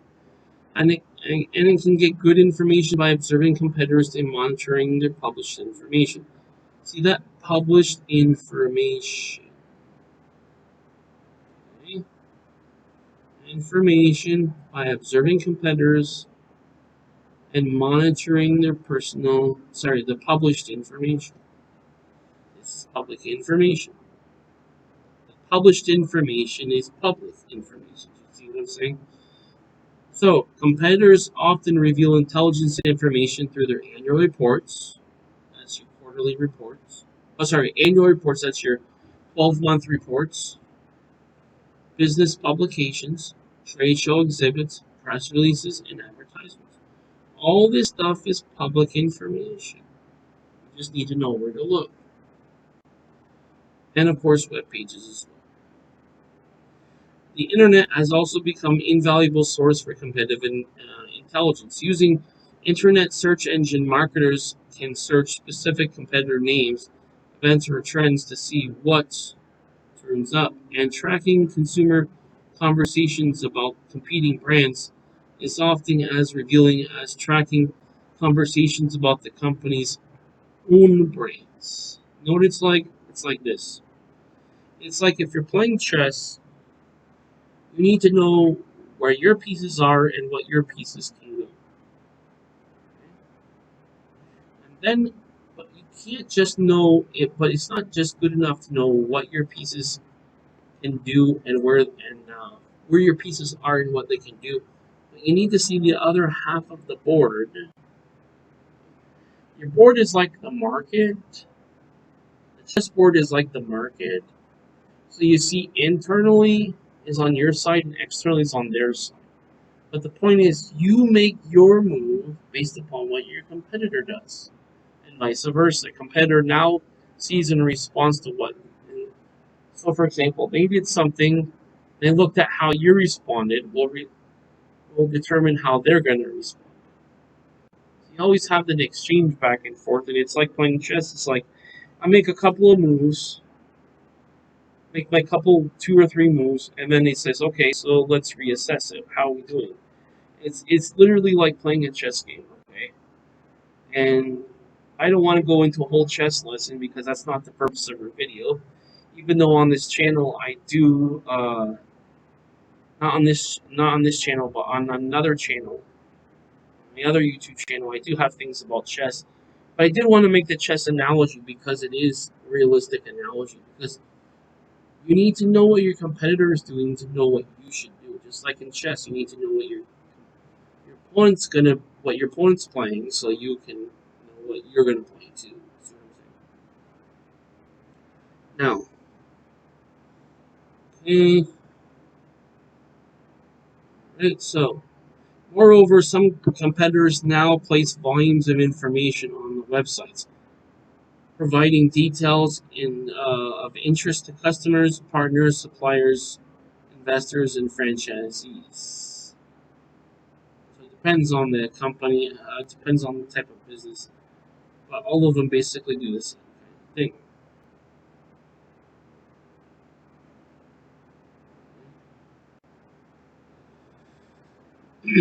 They can provide a wealth of useful information about competitor strategies, markets, new products, facilities, and happenings. So your useful information is what? Competitor strategies, markets, products, facilities, and happenings. Intelligence workers can also pour through any thousands of online databases. Some are free. For example, U.S. Security and Exchange Commission's database provides a huge stockpile financial information of public competitors, and the U.S. Patent Office and Trademark Database reveals patents that competitors have filed. So that's pretty common sense. Why, right? Because you don't want to try to make a product that has a technology that's already been copyrighted. In this case, patented, right? So basically, patent is basically saying I have the rights to this technology. Copyright is I have the rights to this name. Trademark is basically a symbol that you have the rights to use. Okay, so those are three different things between the patent, the copyright, and the trademark.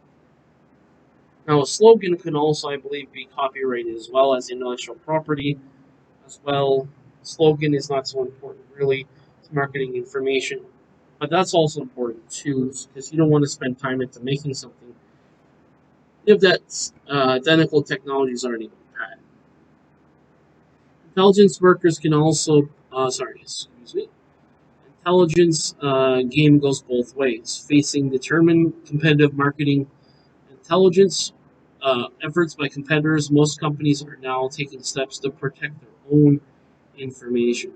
Yeah, through patents and for the technology, and also the name through copyrights. And sometimes I like to use a certain symbol that's common or something that's relating to in the same industry. They also want, of course, patent. Trademark that symbol as well. The growing use of marketing intelligence also raises a number of ethical issues. Although the preceding techniques are legal, others may have involved questionable ethics. Clearly, companies should take advantage of publicly available information. However, they should not uh, stoop to snoop. The snoop means like you're going to a lower level in a figurative sense, as in an ethical or moral sense, just so you can get information like a spy. You see, like snooping, like you're listening in, like that. With all the legitimate intelligence sources now available, a company does not need to break law or accepted codes of ethics to get intelligence. Why the information's already publicly there? This is not difficult, Don, to be completely honest. You know what I mean? Okay, let's talk about marketing research now. We have a couple terms we'd like to talk about, okay? First of all, marketing research. That's a systematic design, collection, analytics, and reporting of data relevant to a specific marketing situation facing an organization. We need to design, collect, and analyze the data that's relevant to what we're doing. Now, in addition to marketing intelligence and information about good consumer, competitor, and marketplace happenings, marketers often need formal studies that provide customer and market insights for specific marketing situations and decisions. Right? There's no one size that fits all. We need something that relates specifically to what we're doing. For example, Budweiser wants to know what appeals will be effective in Super Bowl advertising. Google wants to know how web searches will need to sorry, how web search will react to proposed redesign of its site. Or Samsung wants to know how many of kinds of people will buy its next generation ultra thin television. Remember, this was 2012, so I believe in 2010 they had came up with a Samsung Smart TV. So I believe all of that was based upon that. You see what I mean? All right. In such situations, marketing intelligence will not provide detailed information. Managers will need marketing research. Now remember, just as a reminder, marketing research is a systematic design. We need a system behind designing, collecting, analyzing, and reporting data relevant to the specific marketing situation facing an organization. Notice I use the present tense for it, talking about its action now. It's just to rephrase it and to emphasize the point. Now, companies use marketing research in a wide variety of situations. For example, marketing research gives marketing insights into customer motivations, purchase behavior, and satisfaction. So, what are the three parts?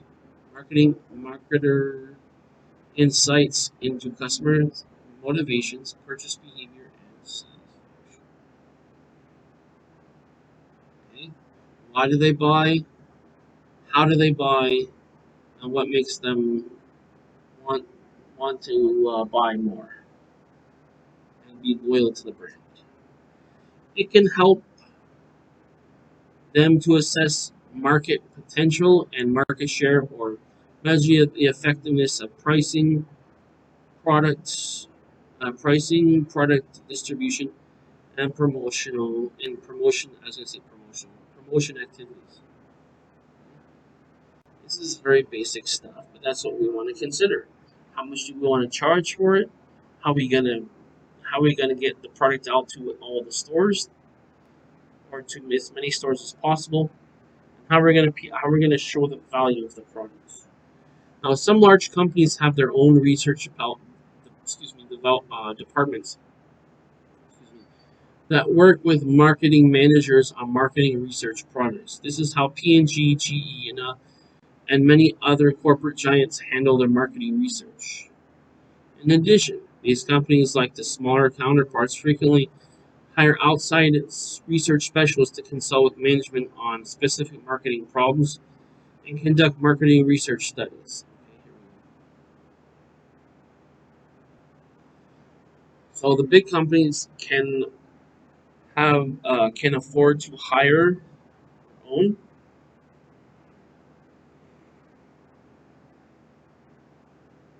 marketing specialists, meaning they only do one kind of thing in marketing. Sometimes firms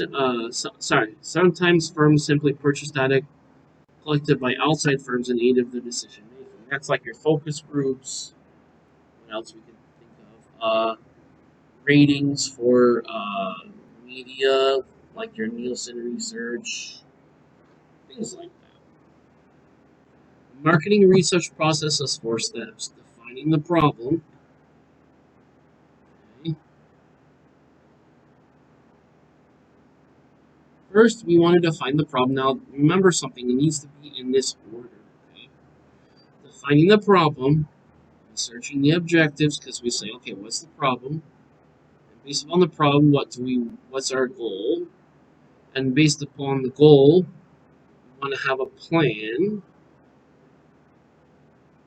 Okay? And then we need to implement the research plan. See that? See that? Okay. Just like anything else. It's no good if it's not used. Implementing is basically using and executing the plan. And then finally, after we've implemented, we can interpret and report the findings. This is like understand and report, like, and report on what you found. What are the results? Now let's talk about a couple more key terms. Now, next one is exploratory research. That is marketing research to gather preliminary information that will help define problems and suggest hypotheses. Hypotheses, sorry, it's a plural form. Hypothesis is one, hypotheses, which is with an ES at the end of the word. That's a plural form. Now, also, we have descriptive research. That's marketing research to better describe marketing problems, situations, or markets, such as the market potential for a product or the demographics and attitudes of consumers. The third one is causal research, which is marketing research to test hypotheses and case and effect relationships. Okay, so we have those three. Now, in the text, you can read it again. That's basically like a reiteration of those three terms. I'm going to highlight this here so we look at that closely. Let's show a graphical representation of this process. First of all, we define the problem and their research objectives. What is the problem? And then what is the goal? Start with that.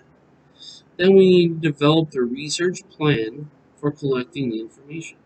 In other words, what's our plan to get that information? Number 3, we need to implement the research plan.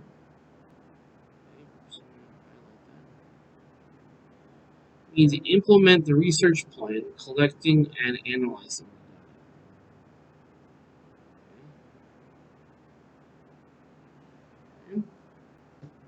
Meaning we need to execute the plan, we need to collect and analyze the data.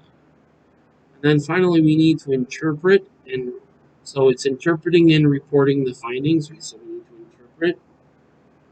We need to get an understanding of what this means, or just get an understanding and report the findings or the results. Report the results.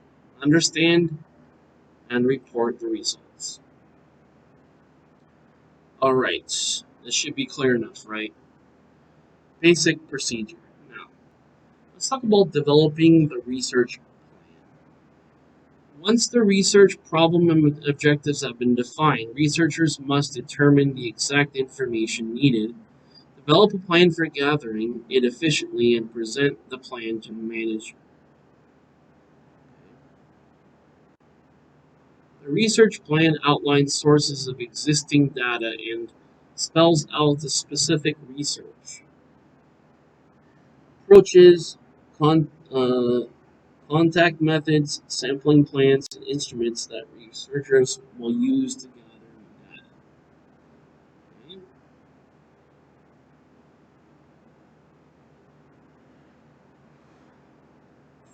So, what does the research do? It outlines the sources of existing data, spells out the research plans, specific research approaches, which is the strategy. The plan outlines the sources of existing data and spells out spells out the specific research approaches, contact methods, sample sampling plans, and instruments that researchers use to gather that. Now,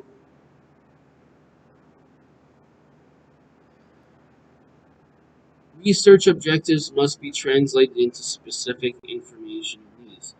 For example, suppose the Red Bull wants to conduct research on how consumers would react to propose new vitamin enhanced new water drink in several flavors sold under the Red Bull name. Red Bull currently dominates the worldwide energy drink market. However, in an effort to expand, right, to an effort to, ex, an effort to expand beyond the energy drink niche. So they said niche and not segment or market. Niche. Company introduced Red Bull Cola. And the author says, why not? Ask the company. It's strong and natural. Right, why not? Just like the original Red Bull energy drink. It's a new line of new line of enhanced waters akin to Chateau vitamin water might help Red Bull leverage its strong brand position even further. The proposed research might call for the following specific information. Now, proposed research might call for the following and specific information. Number one, we need demographic, economic, and lifestyle characteristics. Demographics, what types of people are they? Economic, in what environment people to or resources shared? And lifestyle, how does this person live their life? Okay. Number two, the characteristics of usage patterns. A broader population with enhanced water users. What do they need and expect from the products? Where do they buy them? And how do they use them? And what existing brands and price points are most popular? The new Red Bull product would need strong, relevant positioning in the crowded enhanced water. Notice the last parts of it. Strong and relevant positioning.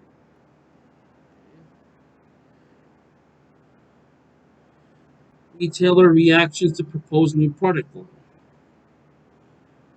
What are the retailers' reactions? Meaning, would they stock and support it? Where would they display it? Of course, failure to get retailer support would hurt sales of the new drink. Yet, because the distribution of it would be difficult. See, here's the thing: is in order for you to succeed as a distributor, you need the retailer to succeed. Because if he doesn't succeed, then he's not going to order more from you, which means you'll have less success yourself. Think of it like a food chain, right? If the first animal doesn't eat and doesn't live, then the one eating that animal won't be able to eat because the one over there doesn't live or eat, right? Same kind of thing. Your success is based upon their success. Part of your success, not the whole thing, but part of your success is based upon your customer's success. I mean, your customer in terms of if you're a wholesaler, your retailer success. Forecasts, and by the way, you can have reseller. You can actually narrow that down more. You can have a wholesaler who just buys very large amounts, and then he sells it to a distributor. Maybe has a markup for the distributor, maybe a very small markup to the distributor, right, to make some money. And then the distributor will have a very small market for the retailer. And of course, the retail in turn marks it up as well. So, like, think of it like this, right? Let's think of it. For example, you start. Let's say you start with a supplier. The supplier also has raw materials too, so he takes this total cost of all the raw materials and the production, right? And he says, okay, this is my cost structure. This is how much I'm going to charge. He says, okay, I need to charge, for example, $100. Okay, for me to make a profit. Now he's going to sell to the wholesaler, see, for a certain amount of money. So his profit margins per each is not much because he sells in volume to the wholesaler, he's making money. Okay, because the wholesaler is getting a good deal on it, he can charge a little bit less to the retailer and still make a profit. Okay? Or if he sells a distributor, right? The distributor can, if he has people already interested in buying at the retailer from the retailer, he can buy from the wholesaler and sell directly to the retailer. Now, a lot of times the wholesaler is also the distributor because he can actually charge a little bit more than what he would normally charge to the distributor because the distributor needs a cheaper price. So that way he can make a profit when selling to the retailer. See, when you have that middleman, you have the extra cost in between. Therefore, the cost per unit is less because the person you're selling to needs to make a profit. But you're making money uh, because you're selling in volume. Now, forecasts of sales of both the new and the current Red Bull products. What do you think? So that's basically a forecast is a prediction of what you think will happen. Will the new enhanced waters create new sales or simply take sales away from the current Red Bull products? That's a difficult question to ask. And also the answer. Will the new product increase Red Bull's current profits? Difficult to know. Now, Red Bull's marketers will need these and other types of information to decide whether to introduce new products. So basically, you can see it as one way to see it and to market it as each one of these drinks is for a slightly different demographic. For example, ones that only drink cola, that's who you sell to. And it's only the ones that only drink, like, for example, energy drinks, you sell to them. These are different demographics, okay? Right. Each brand has its own demographic. That's how you decide who you're going to sell to. Right, now let's talk about two main terms. The first one is secondary data, and that is the information that already exists somewhere having been collected for another purpose. So basically, it's like a secondhand um, information. So it's like, excuse me, it's like information that's already out there that you get from somebody else. Now we have primary data. Now, primary data is information collected from a specific purpose, meaning like you're the one who got the information yourself. Just like you have a primary source and you have a secondary source. Primary sources, you're the one that was there to experience it, to know it. Secondary sources, you got it from somewhere else. Like you read in a history book, you read in a book, like you just read it from somewhere else versus you got the information yourself. You didn't get it from someone else. You got the information yourself. It's like just like if I mine it's like if I mine diamonds myself. I'm the originator, right? I'm the one who mined it. That's the primary. It would be like the primary data, right? Because they got it themselves. Secondary data is like, okay, I'm the supplier. I bought it from the person who mined it. Okay? That's the primary data, right? Now, when gathering secondary data, researchers usually start by gathering secondary data. Now, the company's internal database provides a good starting point. However, company can also tap into wide assortment of external information,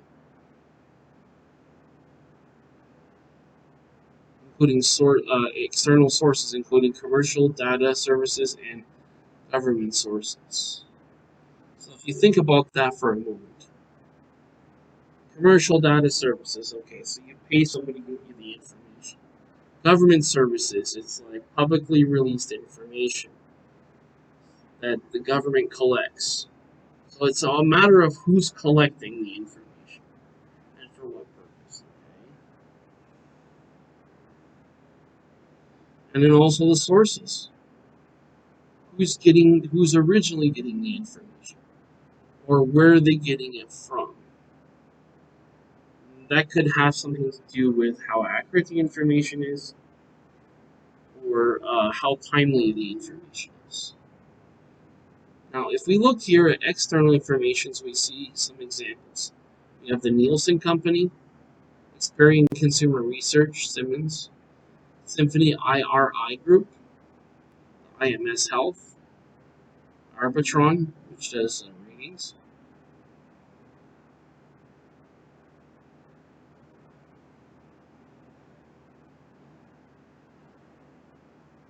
JD Power and Associates.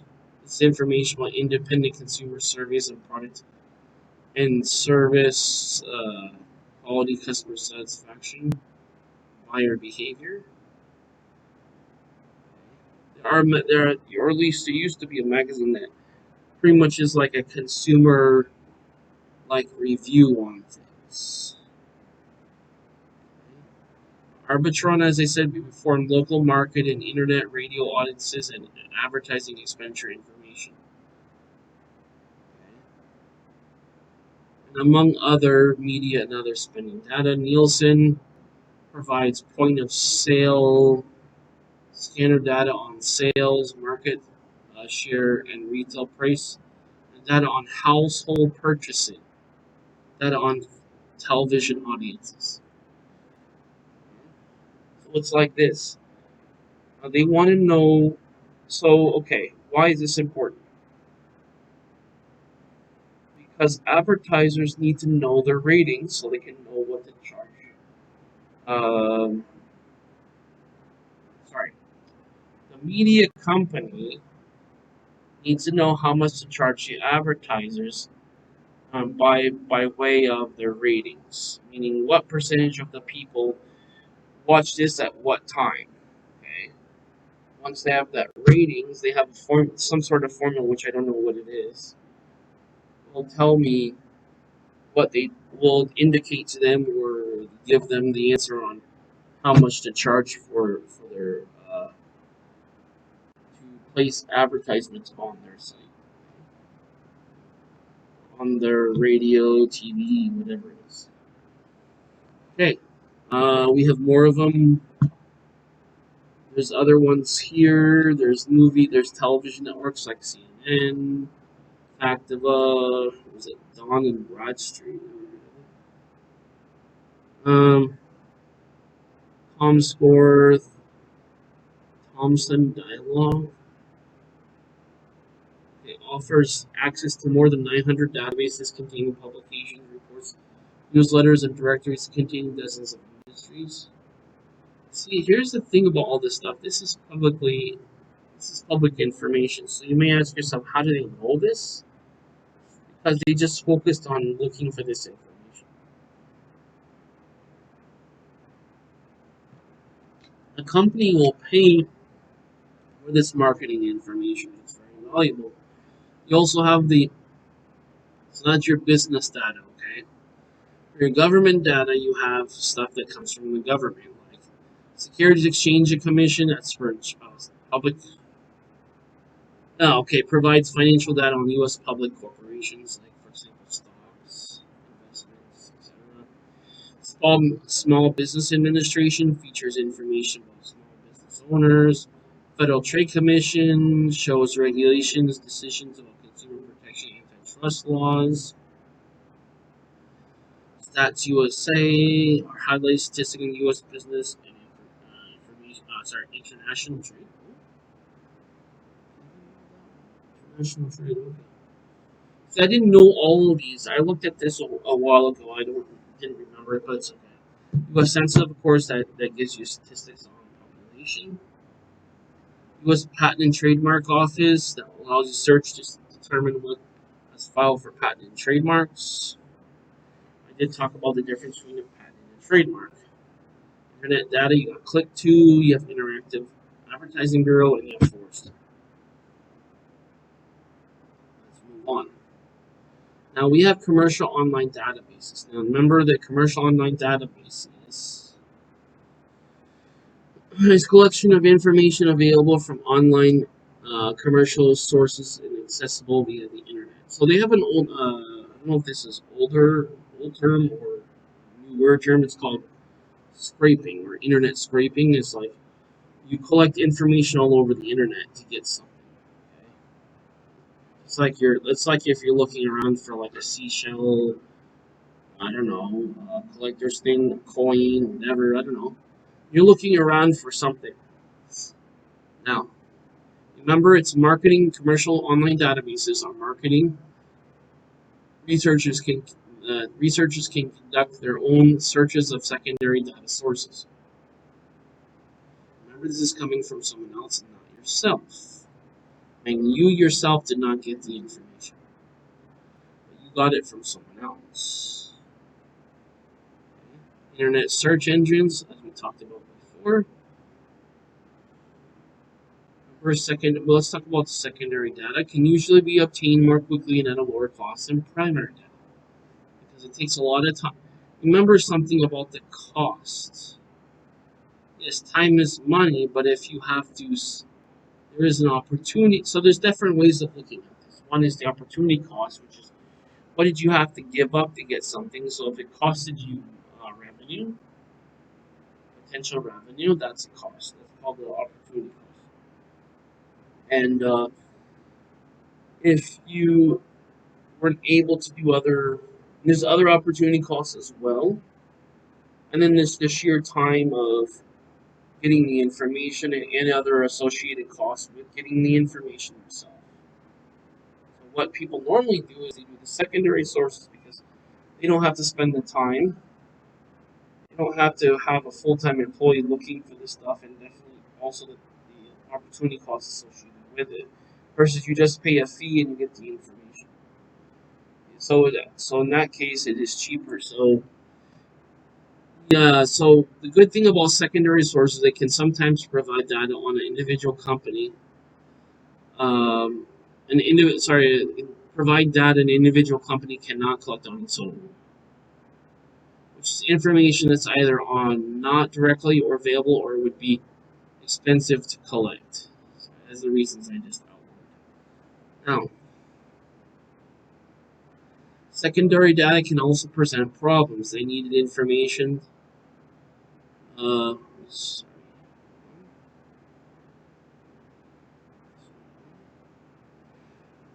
the needed information that may not exist. Researchers can rarely obtain the data they need for secondary sources.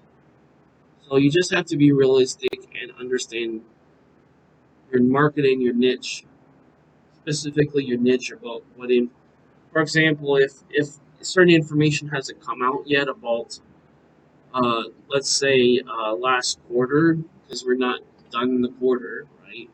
We can't get that information. So we just need to be realistic and apply a little bit of common sense to thinking about this. The researcher must evaluate secondary information carefully to make certain it is relevant, means it fits their research project needs, it's accurate. Okay.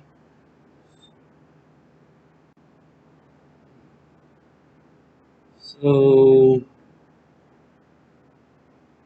I want to make sure it's relevant, it fits the research project need. Second of all, it's accurate, which reliably collected and reported. And current, it's up to date and enough for current decisions. The last one they mentioned is impartial, which means objectively collected and reported. When we get information, it should be just here's the information, come up with your own conclusion. not let me interpret the data for you. Not only is it not their job to do that, but that will influence. That is not something you want. You don't want to be influenced by someone else's interpretation. You want to use the data that they give you for your own interpretation. Okay? Now, primary data collection.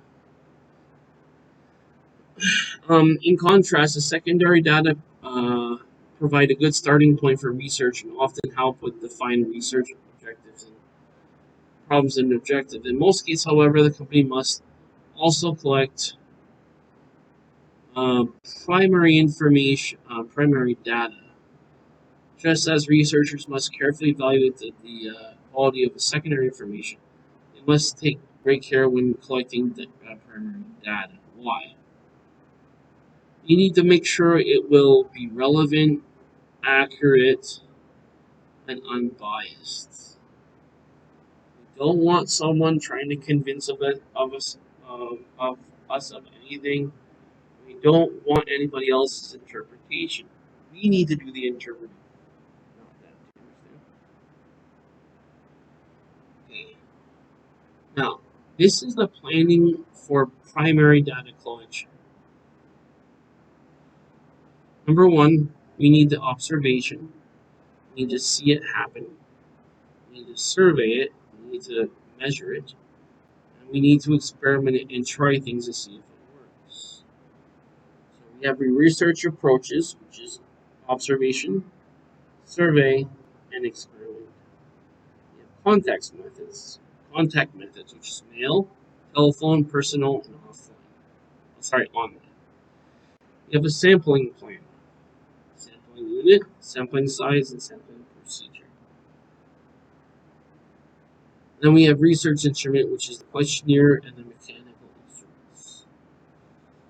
Right? So if you just think of this logically, we have research approaches, contact methods, sampling plans, and research instruments. Right now, let's talk about a couple of more terms. Notice how I'm kind of skipping through redundantly with the explanation. Sometimes I will be redundant and explain it twice, just in case there's more an example behind it. Now, with observational research, it is the gathering primary data by observing relevant people, actions, and situations. That's observational research. We have ethnographic research, a form of observational research that involves sending trained observers to watch and interact with consumers in their natural environments. This is pretty simple. It's basically like you're there and you see it. You understand? First is we just get the data by observing people, actions, and situations. And then the second one is okay. We, second thing is if it's specific to like culture or something that requires training, we need to send trained observers to watch and interact with consumers in natural environments. That's more of a cultural consideration, right? Or more technical situations where we're dealing with technical things, complex things, intricate things. Now here we have a case example about ethnographic researchers watching what the consumers do. Now, one example here is I remember reading this is that he puts himself in the position of the person who he's advertising to. So what he does is he wears like glasses, almost like sunglasses, and he wears like gloves where it's harder to grab. So it emulates and simulates what an old person goes through when they try to grab an item from the shelf. He'll know how to make the item easier. Remember something, when you want to know how to develop a product, you always need to see it from the customer's point of view. I made that point in the last lesson, but this is a very important point.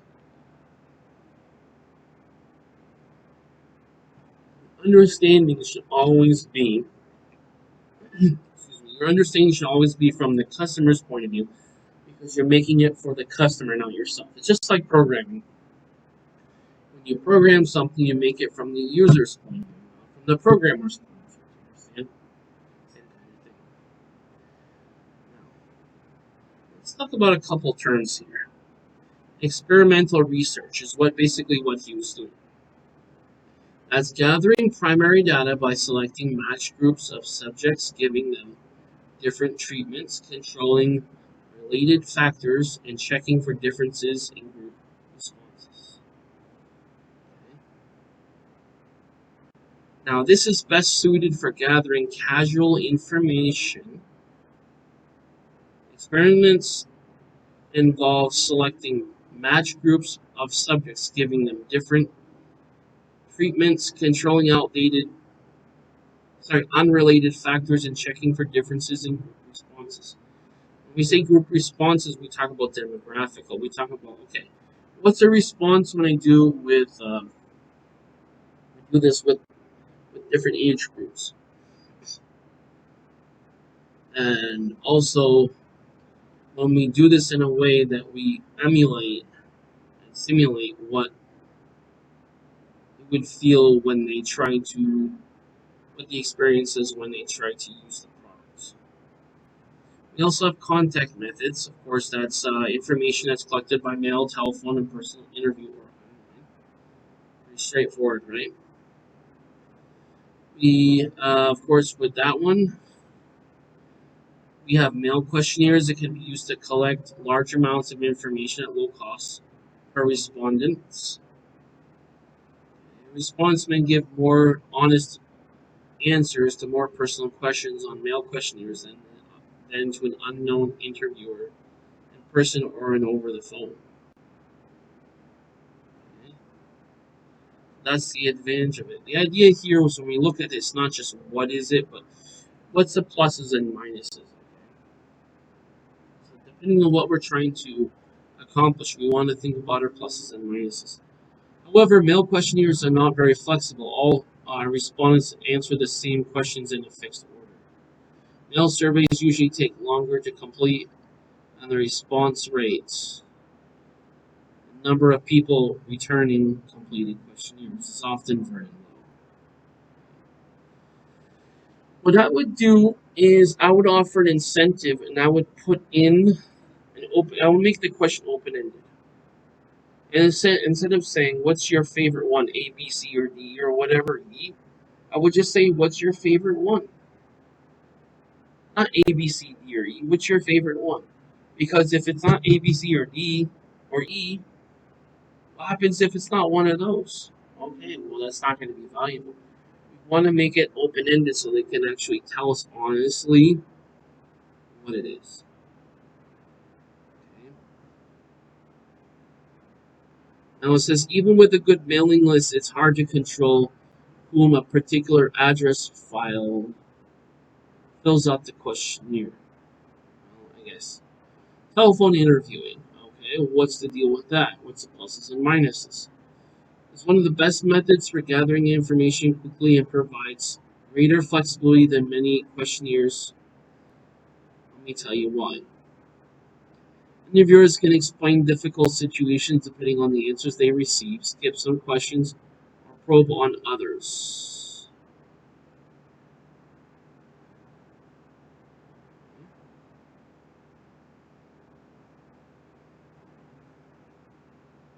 So this can be tailored to the person, and also not only tailored to the interviewee.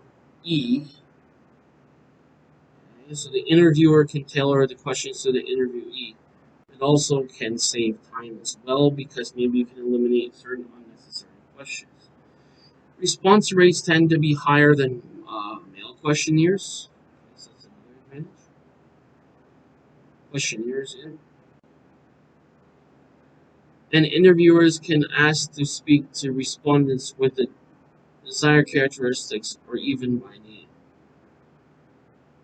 However, with telephone interviewing, the cost per respondent is higher than mail or questionnaires. So this is a disadvantage. Also, people may not want to discuss personal information with the interviewer. Yeah, maybe. And then the method introduced interviewer bias, which is what is that? That is the way interviewers talk, how they ask questions, and other differences may affect respondents' answers. So if you ask in like a demanding way, you ask in like a very too overly slow way, overly fast way, those things people will respond wrong to it.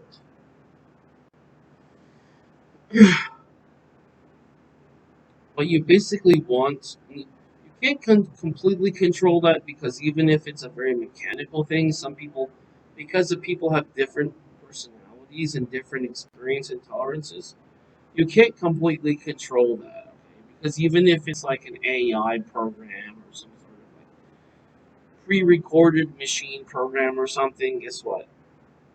They may say, "Well, I don't like the something that sounds robotic," or "I don't like something that's not asked from a person." So you can't. There's always going to be different people with different opinions on that, and presentation does matter.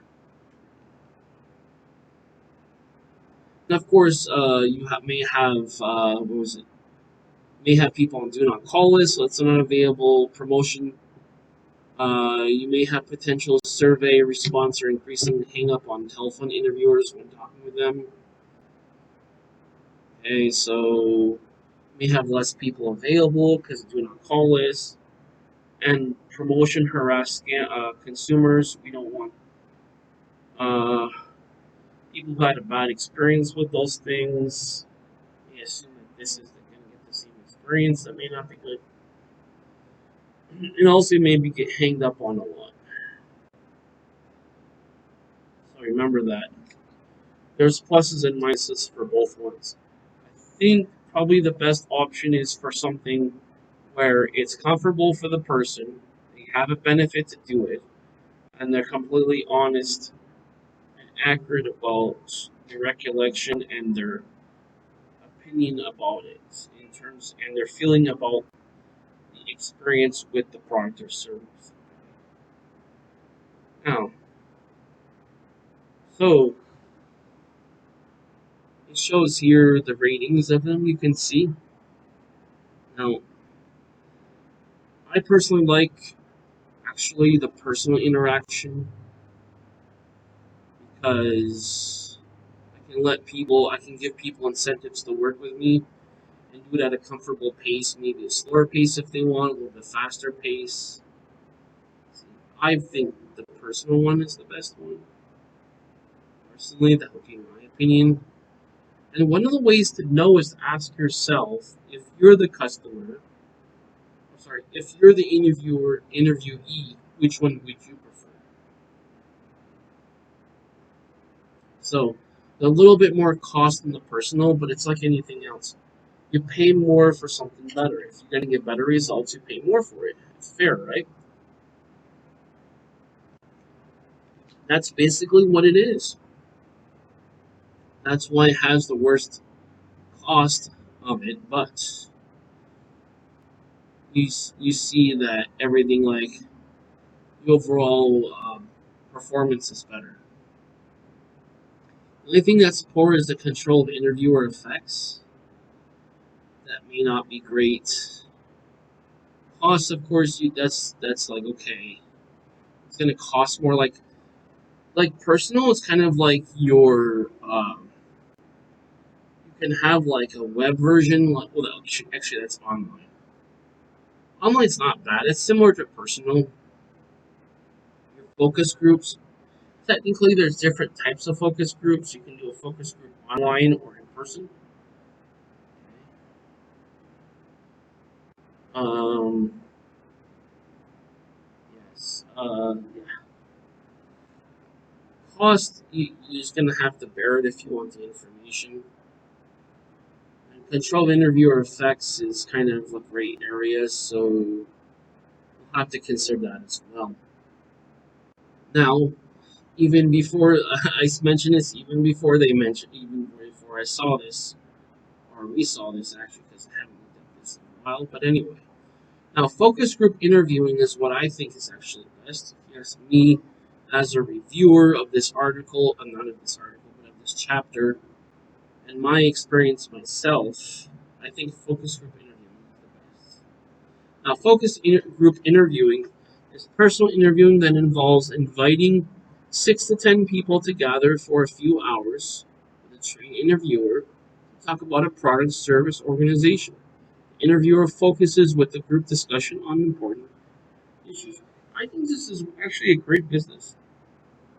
What you do is, and I'm just going to add some stuff because it's hard to write a book that has everything. Okay, it's possible, but it's, and then also people may have some insights, some experiences that the book doesn't. I'm not going to mention. I personally think this is best for overall quality. It's best. You can't help how people are going to see things as long as it's a normal, like respectful, appropriate presentation, right, and pleasant. You can't 100% control that. Just as all of them, you can't really control that because some people have preferences, and depending on their mood at the time or in that day, it also may affect that as well, which is something you can't control. Now, which is you don't want to kind of focus on things you can control. You want to focus on things you can control. Now, I think this is a wonderful idea because people doing things willingly because they want to, they're being active participants. And they're being active participants because they want to, either because they have a cause behind it, or because they're getting paid, or maybe both. The thing about this is you make this very personable, comfortable, at their own pace. And you make it very the best way that I've found so far is make it conversational. Don't make it too mechanical. Like, what is your favorite thing? This one. What is the thing? This one. This one. Like, it's almost mechanical. Like it's a computer. You have a fluid conversation, a natural, fluid conversation. Right?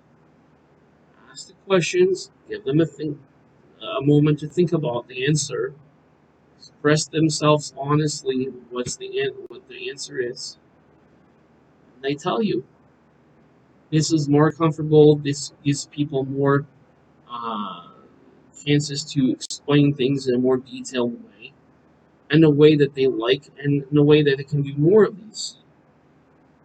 If you can get certain demographics for certain things over time, right, and you can re-interview people for different products of the same kind of thing, but just different products, you already have a built-in like source right there. You want to have that source, okay?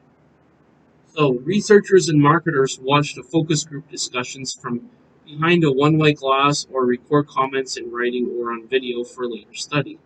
Today, focus groups researchers can even use video conferencing and internet technology to connect marketers in different locations with live focus group action.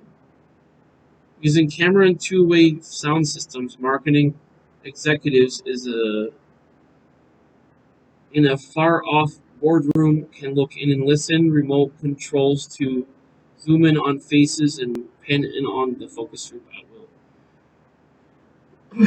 I would prefer doing things in person myself. The second best way probably would be like a web, like what they're talking about. But this should be a natural, comfortable conversation. That eager people want to give you the information.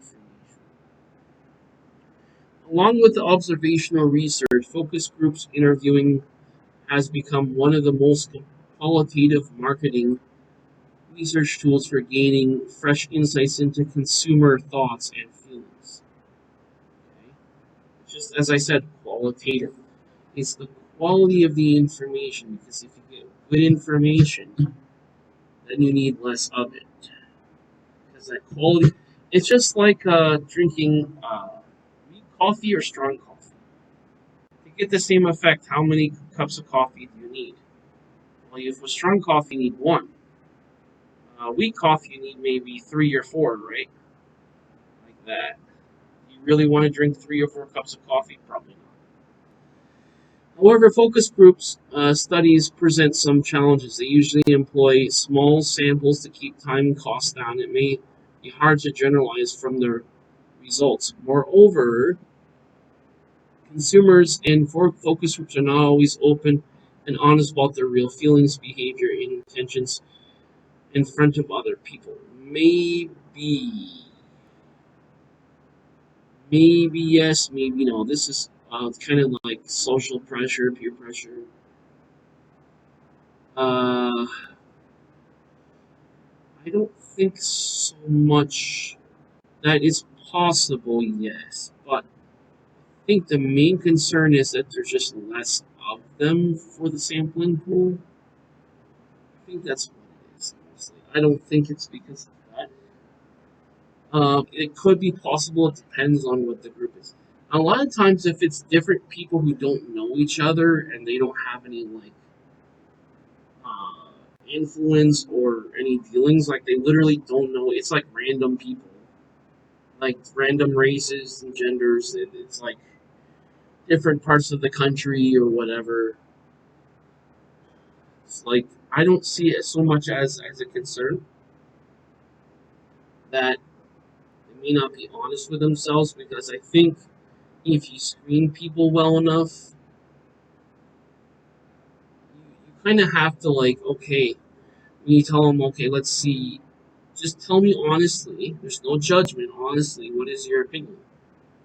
If you presented it in a comfortable and in a just a natural way, let people tell you what they think.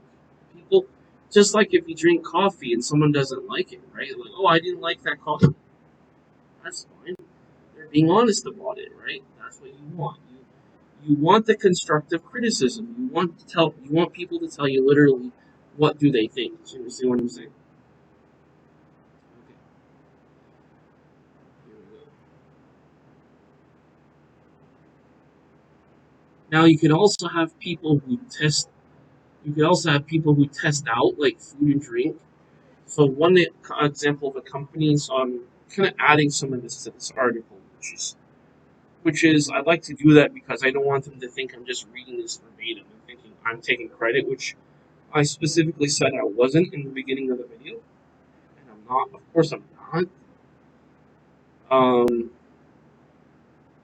Sometimes what companies like Starbucks will do is they'll have like it's like a form of like a social gathering, and they'll give some information about the product to the customer, like history or some interesting information, and they'll have them taste each kind. So it accomplishes a couple things. One is a promotion to get people interested in the product because you give them a history or some interesting information. And then also after that, you'll just ask people as a general consensus, what do you think? Because if you can, what you do is you do this once a week. You just give all these little sample cups, and then like maybe like the pastries, like a little sample things. You get like a few of those people every week. You won't usually you don't get the same people because not every people don't want to keep doing the same thing over and over. So depending on the day that you have it, what you might want to do is, and I've participated in this before, so what we might want to do is you might want to vary the day of the week that you do this, and then you'll have different people that based upon different demographics. Like, okay, we're doing this on a Saturday. Okay, we're doing this like on a Friday, or we're doing this like on a Sunday, or we're doing this like on a Wednesday, like random days of the week. You do it like once or twice a week, 4 weeks out of the month, right? 12 months out of the year, obviously. do like 4 times a week, at least 4 times or maybe more a week. Get different, slightly different people. But if it's some of the same people, you just put different products. Right? You'll have a couple different coffees, different things that you have, right? Or you might have one like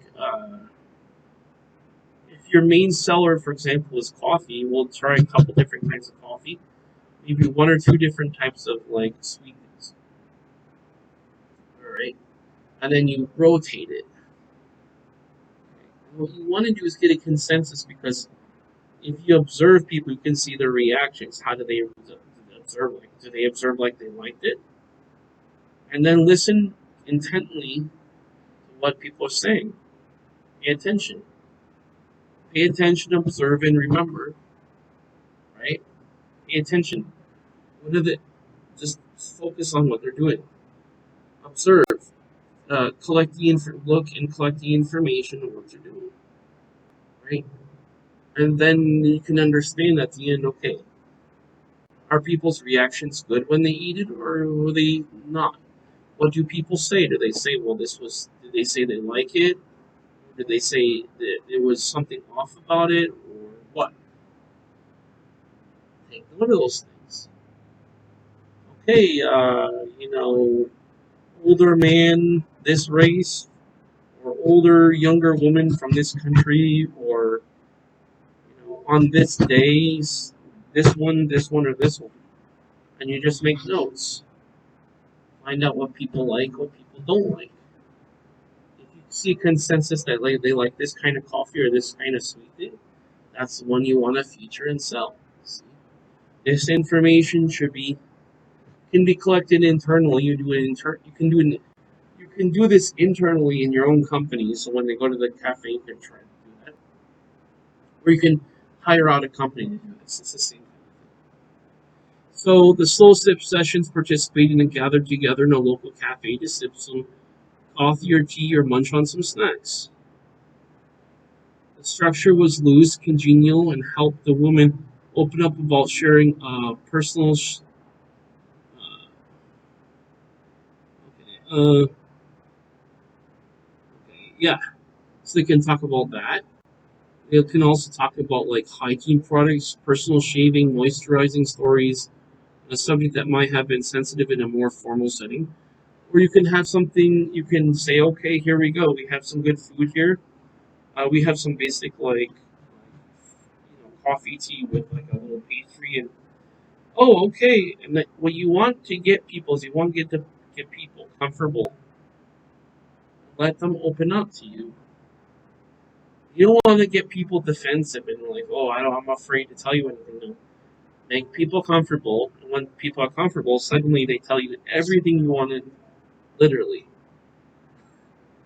Sometimes down to too much information. It's like, well, that's not really relevant to this product, but I guess purpose of conversation. So you want to make the atmosphere lively, comfortable, and then just kind of like ask questions. And people do have opinions. It's just a matter of getting it out of them. For example, here they have like razors, like different razors, like Schick Quattro, and then there's different like lines, like the 4 blade technology. So, for example, women do not care about engineering behind a razor; they care about the shaving results. This is the experience.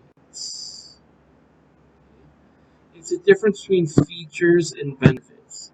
Features is just what does it do? It shaves. Okay, good for you. It shaves, right? What is the experience of shaving? Is it a good experience or is it a bad experience? Of course, every shaver shaves. That's not the point. The point is what makes it different by the experience that the customer gets with it. Okay. So Schick Canada repositioned the Quattro to as offering a small, smooth, long-lasting shave. Hear those keywords? Smooth, comfortable, right? It's smooth, long-lasting, quality. See that? As a side benefit, participants enjoyed the sessions as much as they wanted to stick around and for more. It became a kind of ongoing advisory board for Schick's marketers as a brand ambassador for Schick's products. If people really like something, they'll recommend it. It's word of mouth. This is about as original as it gets. So, and then the more they open up, the more information you can get. You see what I'm saying? Because you'll have your questions in the focus panels or focus groups, and maybe they'll give you some extra information that you forgot to ask or didn't think of, but directly relates to the selling or the designing of the product. For example, okay, what was your experience with blah blah blah A B C D E F whatever? How should it be improved? Well, I think it should be improved this way, and then you ask different people different things, and then based upon the demographic, you say, okay, well, people in this demographic think it's like this, and people think it's like this. Okay, we're going to design a product line for this one for this demographics because they like this one. So these people will buy that. The other ones will buy that. Let's increase our market share. Let's do it that way. And thus, in recent years, many companies have been moving away from traditional, more formal and numbers-oriented research approaches and more and contact methods. Instead, employing more new ways of listening to consumers that don't involve traditional questioning formats. Get people. If you can get people comfortable and get people to be comfortable with you and get people, and of course they have to already be interested in it, but if they're comfortable with you, they're going to open up and tell you everything. It's like massaging something out. It's like, it's like the orange. You need to kind of squeeze. Not before it was like you squeeze it out. Now you need to massage it out so it can come out. It's like slow cooking. Spend a little bit more time, but you'll get you'll get several times more information. You're going to massage that information out. But they're going to do it willingly, and they're going to be happy to do it because you're doing it in a way that makes them happy. See, that's a win-win. That's what we're aiming for. Now, online marketing research, that's collecting primary data online through internet surveys, online focus groups, which can be good. That's like probably a second or third best way. Web-based experiments or tracking consumers' online behavior. The experiments is probably like a third best. Um, right. That's your online research. Okay. Now, internet surveys, online panels, experiments, and focus groups by and by estimate, U.S. research spending reached an estimated $4.45 billion last year and is growing 15 to 20% per year. Okay? So there's an abundance of information. The idea is when we have this extra information, maybe we can get it across product wise or cross industry. Now, online research can take many forms. The company can use web as a survey medium, okay, that's one way, or it can use a questionnaire on its website to involve and offers incentives for completing it, and can use email web links or web pop-ups for invite people to answer questions.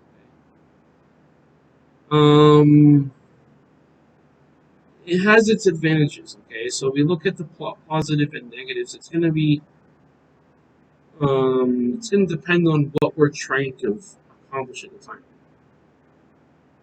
Beyond surveys, researchers can conduct experiments on the web. They can experiment with different prices, headlines, product features on different websites and different times to learn the relative effectiveness of their offers. Also, just kind of like changing things up and having promotions as well is another type of research, if you will. Now, what the internet is especially well suited is quantitative research. or conducting marketing surveys and collecting data. This is large scale. Remember that large scale data is not always best because you have to sift through. Even if someone gives you more data, you have to sift through what's relevant and what's not relevant. So we have web-based research offers some advantages over traditional one, which is mail and personal interviewing approaches. The most obvious advantage are speed and uh, how low cost it is. Online research usually costs much less than research through as I say snail, mail, where is it? Phone or personal interviews. So that's the advantage over that. Online research is well within the reach of almost any business, large or small. So, good thing is anybody can access that. That's a good. So it depends on what you're running. If you're running a smaller type business, you probably want to go with a smaller research. Because a smaller sampling pool will be good enough for a smaller company based upon its geographic location. Now we have online focus groups, which is offering, excuse me, it's gathering a small group of people online with trained moderator to chat about a product, service, and organization and gain qualitative insights about consumer attitudes. It's a similar approach as the in-person one, except that you're not in person and it's not quite as comfortable because you know what I mean. But it's still okay because a lot of times in this case they're offered money, so they have proper incentives usually. Such focus groups offer many advantages over traditional ones. Participants can log in from anywhere, so they can be anywhere and do this. All they need is laptop web connection, and thus the internet works well for bringing people together from all different types of country or world. It's especially higher income groups which can spare the time for travel on central site. So maybe they're busy, like busy people that can do it. It's like, yeah, I'm commuting to somewhere. Okay, I can do it that way. You know what I mean? Like, you can kind of like multitask. I'm on the way, I can do it. Online focus groups can take many special formats. Most occur in real time in the form of online chat room discussions in which participants moderate around a virtual table to exchanging comments. That's one way. Alternatively, researchers might set up an online message board where respondents interact over a course of several days or a few weeks.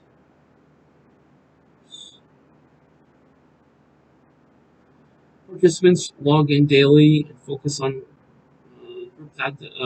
group topics. Although low in cost and may administer, online focus groups lack the real world dynamics of more personal approaches. To overcome the shortcomings, some researchers now are adding real time audio and video to their online focus groups. Yeah, that's basically what happens now is you need like a web camera and a microphone, and they like physically see you and like they answer. People like get to take turns answering questions, so it's like okay.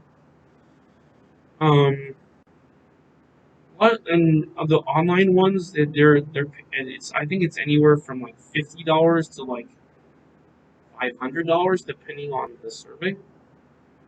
So if there's like a financial incentive, people are definitely interested. And then also they have to pre-qualify for that too. You need to make sure you've got the right demographics of people for the survey to make it accurate.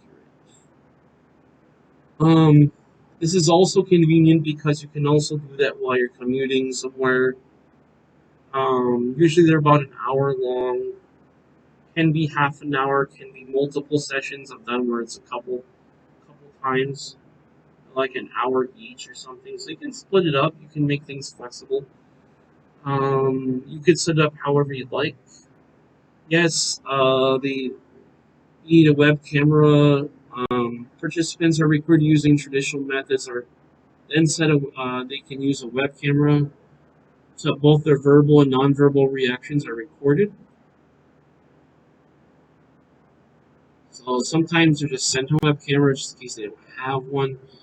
Participants receive instructions via email about the link to the channel, whatever the name of the channel is, the website is, or the Zoom. Like these days, people use Zoom, so they can use Zoom. This is also a good way. You definitely get qualitative more than quantitative.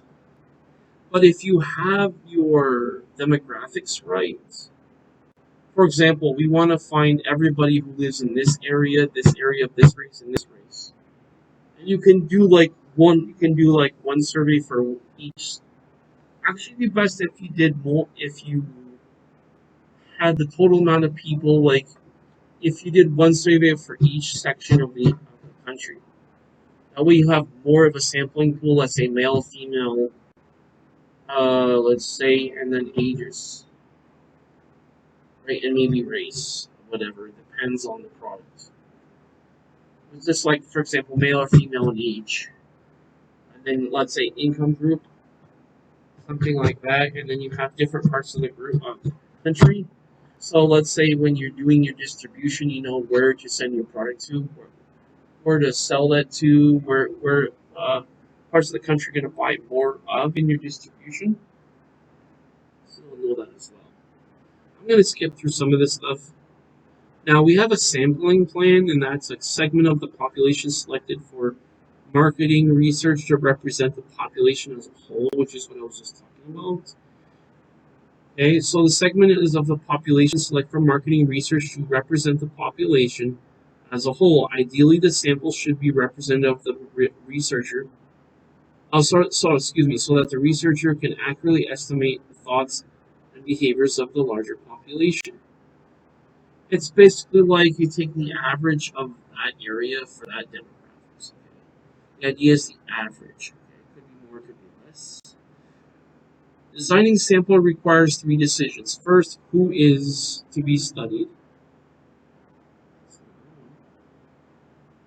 Answer to this question is always obvious. For example, to learn about the decision-making process, family automobile purchase. So it's basically like, what kind of business are you in to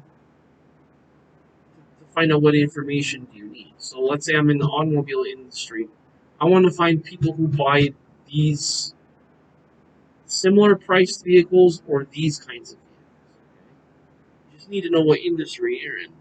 And then from the industry, we look at the segment. Are we talking about high price, low priced, or what?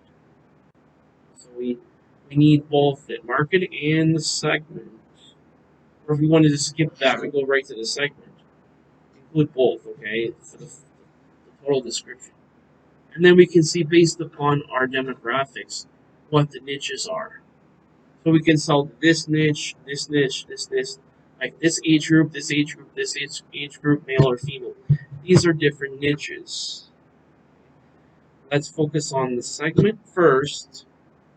Then we'll figure out what product offering goes to what niche. Now, um,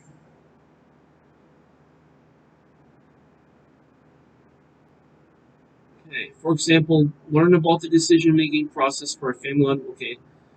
Number two, sorry. How many people should be included? How many people do you want in this?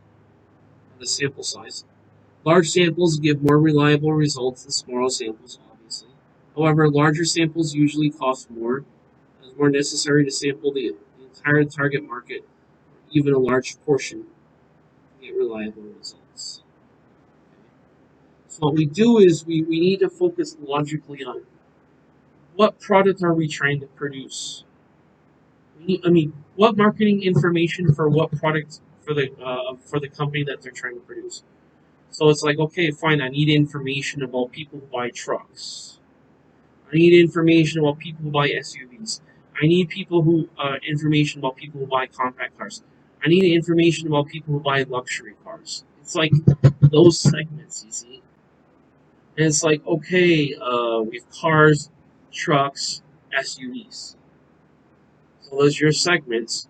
And from each segment, do we have, are we talking about luxury or are we talking about regular? Those are two demographics for that segment. So we focus on the segments first.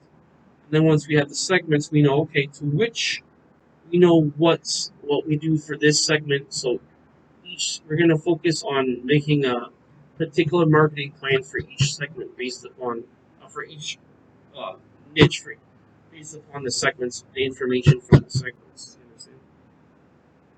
Now, we have a real marketing example, which is the case example about listening online. This is about the web, about information from the web, okay, from the internet. I'll let you read that. I'll give you some more insight about that. Types of samples, we have the simple random sample, stratified random sample, we have the cluster area sample.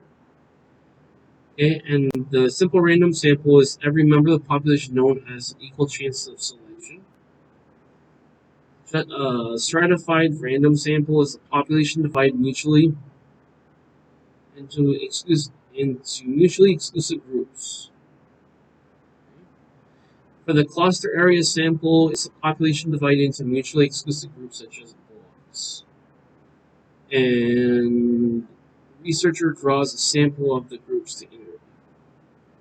Now, non-probability sample is convenience sample, and that is researcher selects the easiest population members from which to obtain information.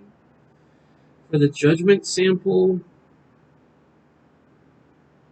we have the researcher uses his or her judgment to select population members who are good prospects for accurate information.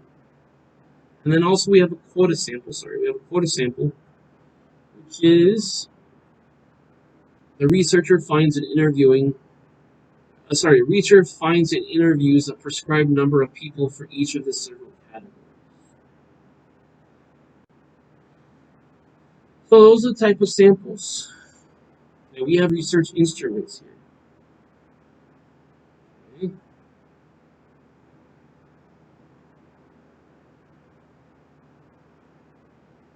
In collecting primary data, collectors researchers have a choice of two main research instruments: questionnaire and mechanical devices. Questionnaires are most common of all of them, and to describe them basically, um, they either administered by person, by phone, or by email or online. They have to be very flexible, as there are many ways to ask questions.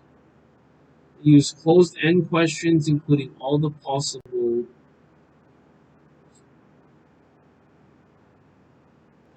answers the subjects make choices among them. Okay, that's basically what it is. Now we have the open-ended questions, which I think is better because you want your customers to tell you exactly what they're thinking of. You don't want, because what happens if one of the choices is not what they choose, is not what they do or choose? What you want to do is to have them to tell you exactly what it is, and any explanation if necessary. Especially useful in exploratory research where the research is trying to find out what people think. Excuse me. Especially useful in exploratory research when the researcher is trying to find out what people are thinking. Okay? So it's kind of like you want to get their opinion, but not measuring how many think. But the difference is you're not measuring how many people you think are in a certain way. Close-end questions, on the other hand, provide answers that are easier to interpret and tabulate, meaning researchers should use care about wording and ordering the questions. They should use simple. I'm just going to highlight this for you. They should use simple, direct, and unbiased wording. The idea is you just want to get the information. Just objectively, what is it? No judgment, no like, okay, no, I don't interject my opinion. I just say, okay, just tell me what it is. Honestly. Questions should be arranged in logical order. First question should create interest if possible, just to make sure, because we want people to be actively participating. If there's no interest, there's no active participation.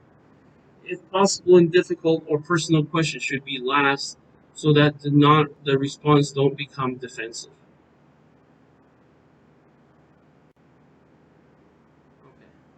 Yeah. So you want to. It's kind of like walking. It's kind of like swimming, right? You slowly walk in the pool and then you go in.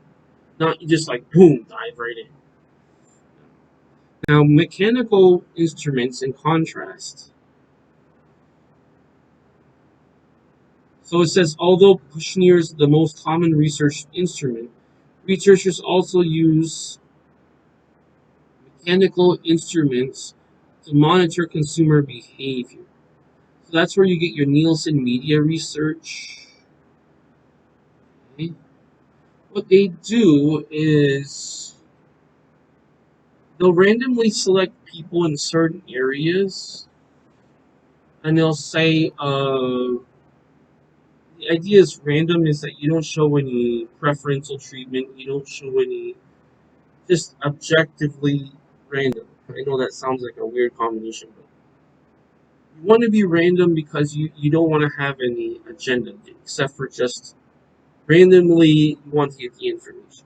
What they do is either they come and they present a questionnaire the person fills out, right, in person, or they install this equipment on your TV and this each time you turn the channel or whatever, it will record the information. Usually this is paid, especially since it's a little intrusive to put that box in there. That's the old way, but there's different ways to do this. Now, if you have the proper incentive, people will do it. So just like whatever is just like, for example, I'm watching the football game, or I'm watching the news, or I like my watching movies like Star Wars. I don't know, something random, right? So if you give the proper incentive, people will cooperate and give you exactly what you want. So it says it right here, attaches people's meters to television sets, cable boxes, and satellite systems to selected homes to record watches and watch programs. Why?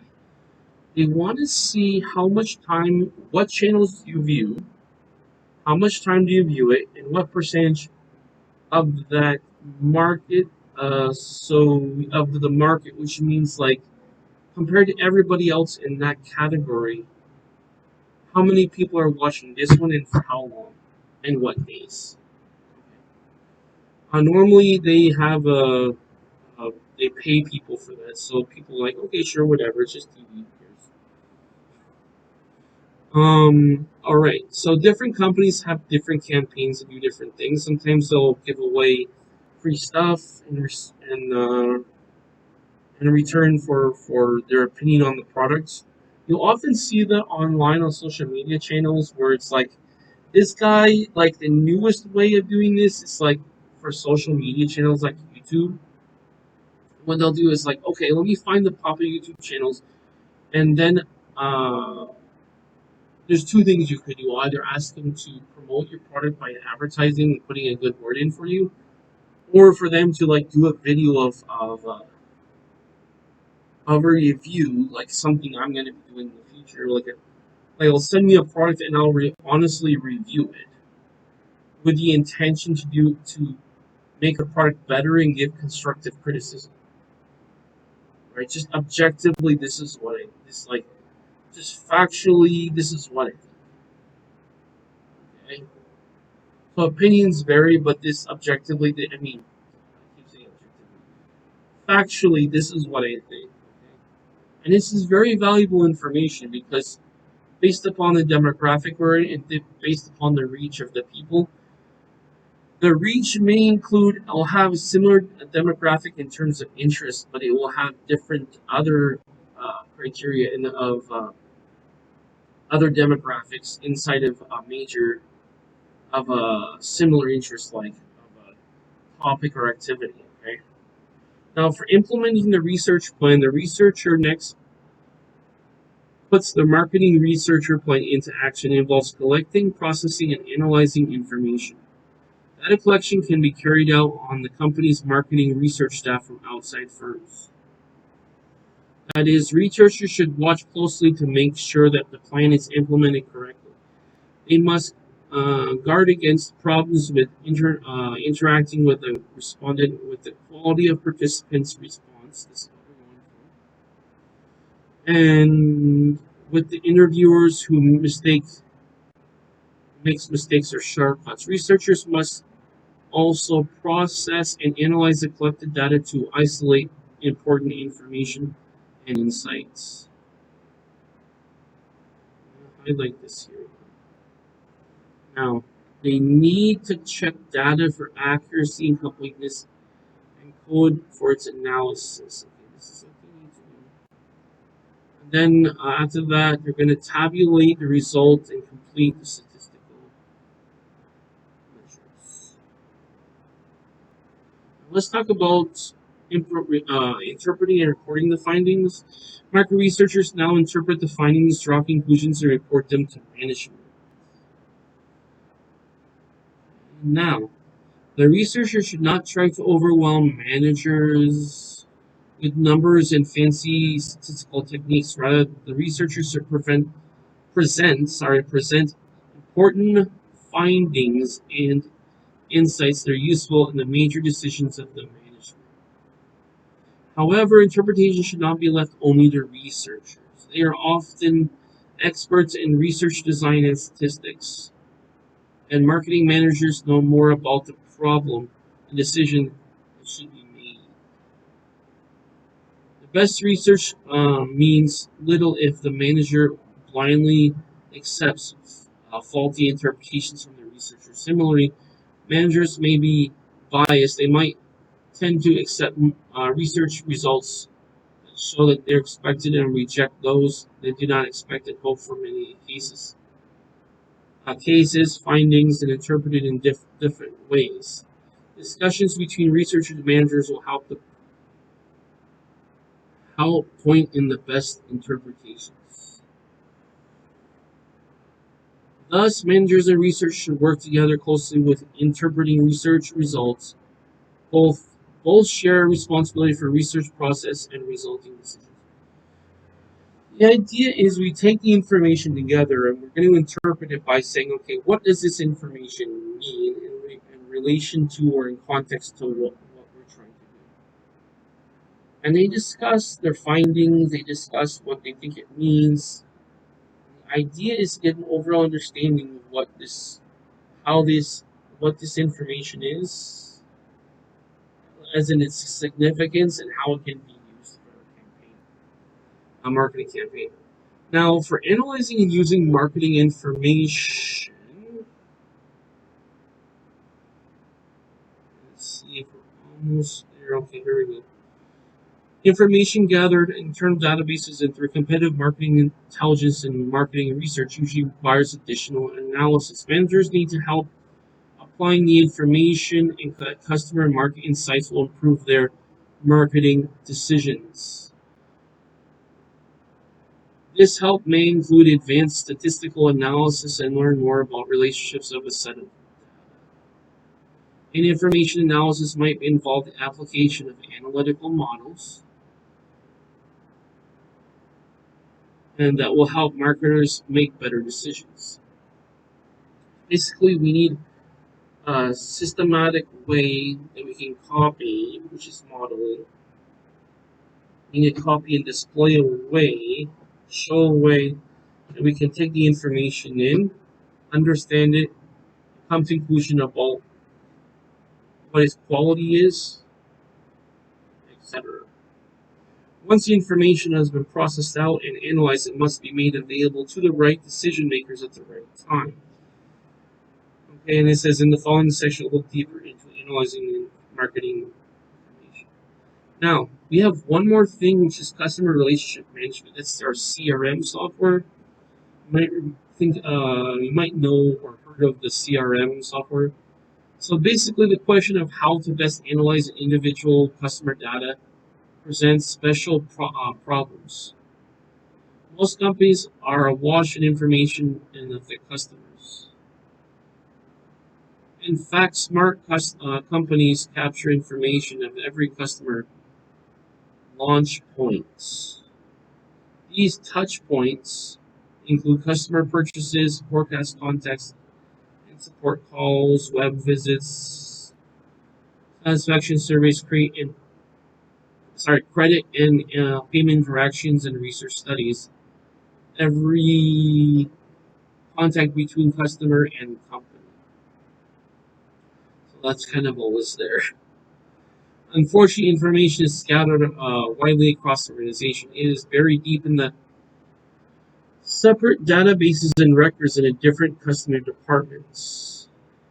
To overcome such problems, many companies are turning to customer relationship management, and the purpose is to manage detailed information about individual customers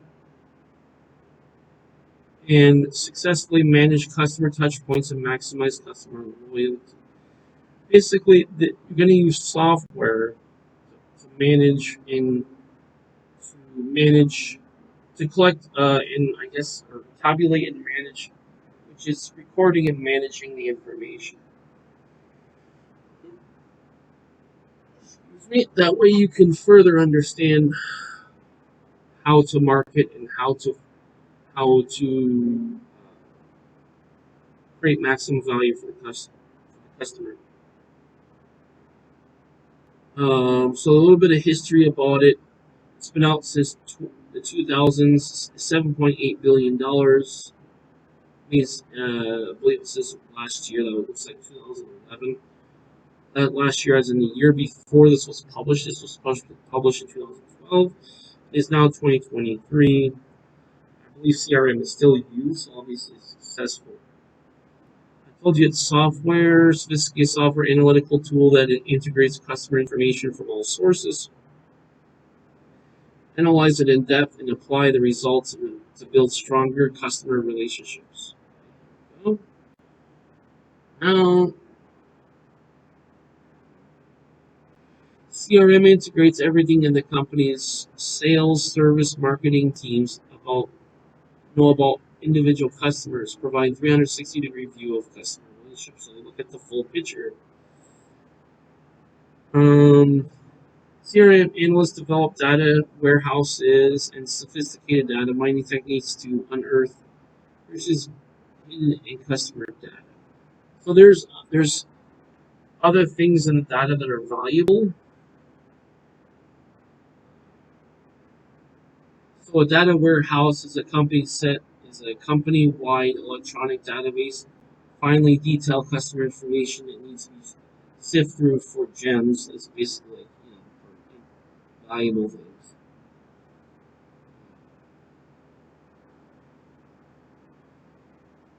Now, the findings often lead to marketing opportunities. So yeah, we need to find out what's the result of it, what's the conclusion after analyzing it. And then we'll find out what our opportunities are. Okay. Has used this. Okay. Now let's talk about because I'm just giving you some overviews. Okay, I'm not reading all of this word for word. Some case examples you can read through yourself. Remember that by using CRM to understand customers better, companies can provide higher levels of customer service and develop deeper customer relationships. They can use CRM to pinpoint high value customers and target them more effectively. Cross sell all the company's products and create offer tailored to specific customer requirements.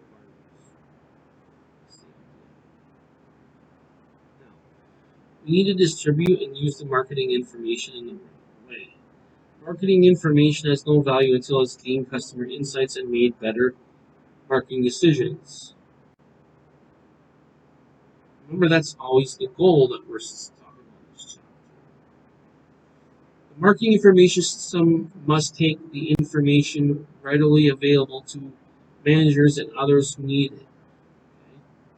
In some cases, this means providing management with regular performance reviews.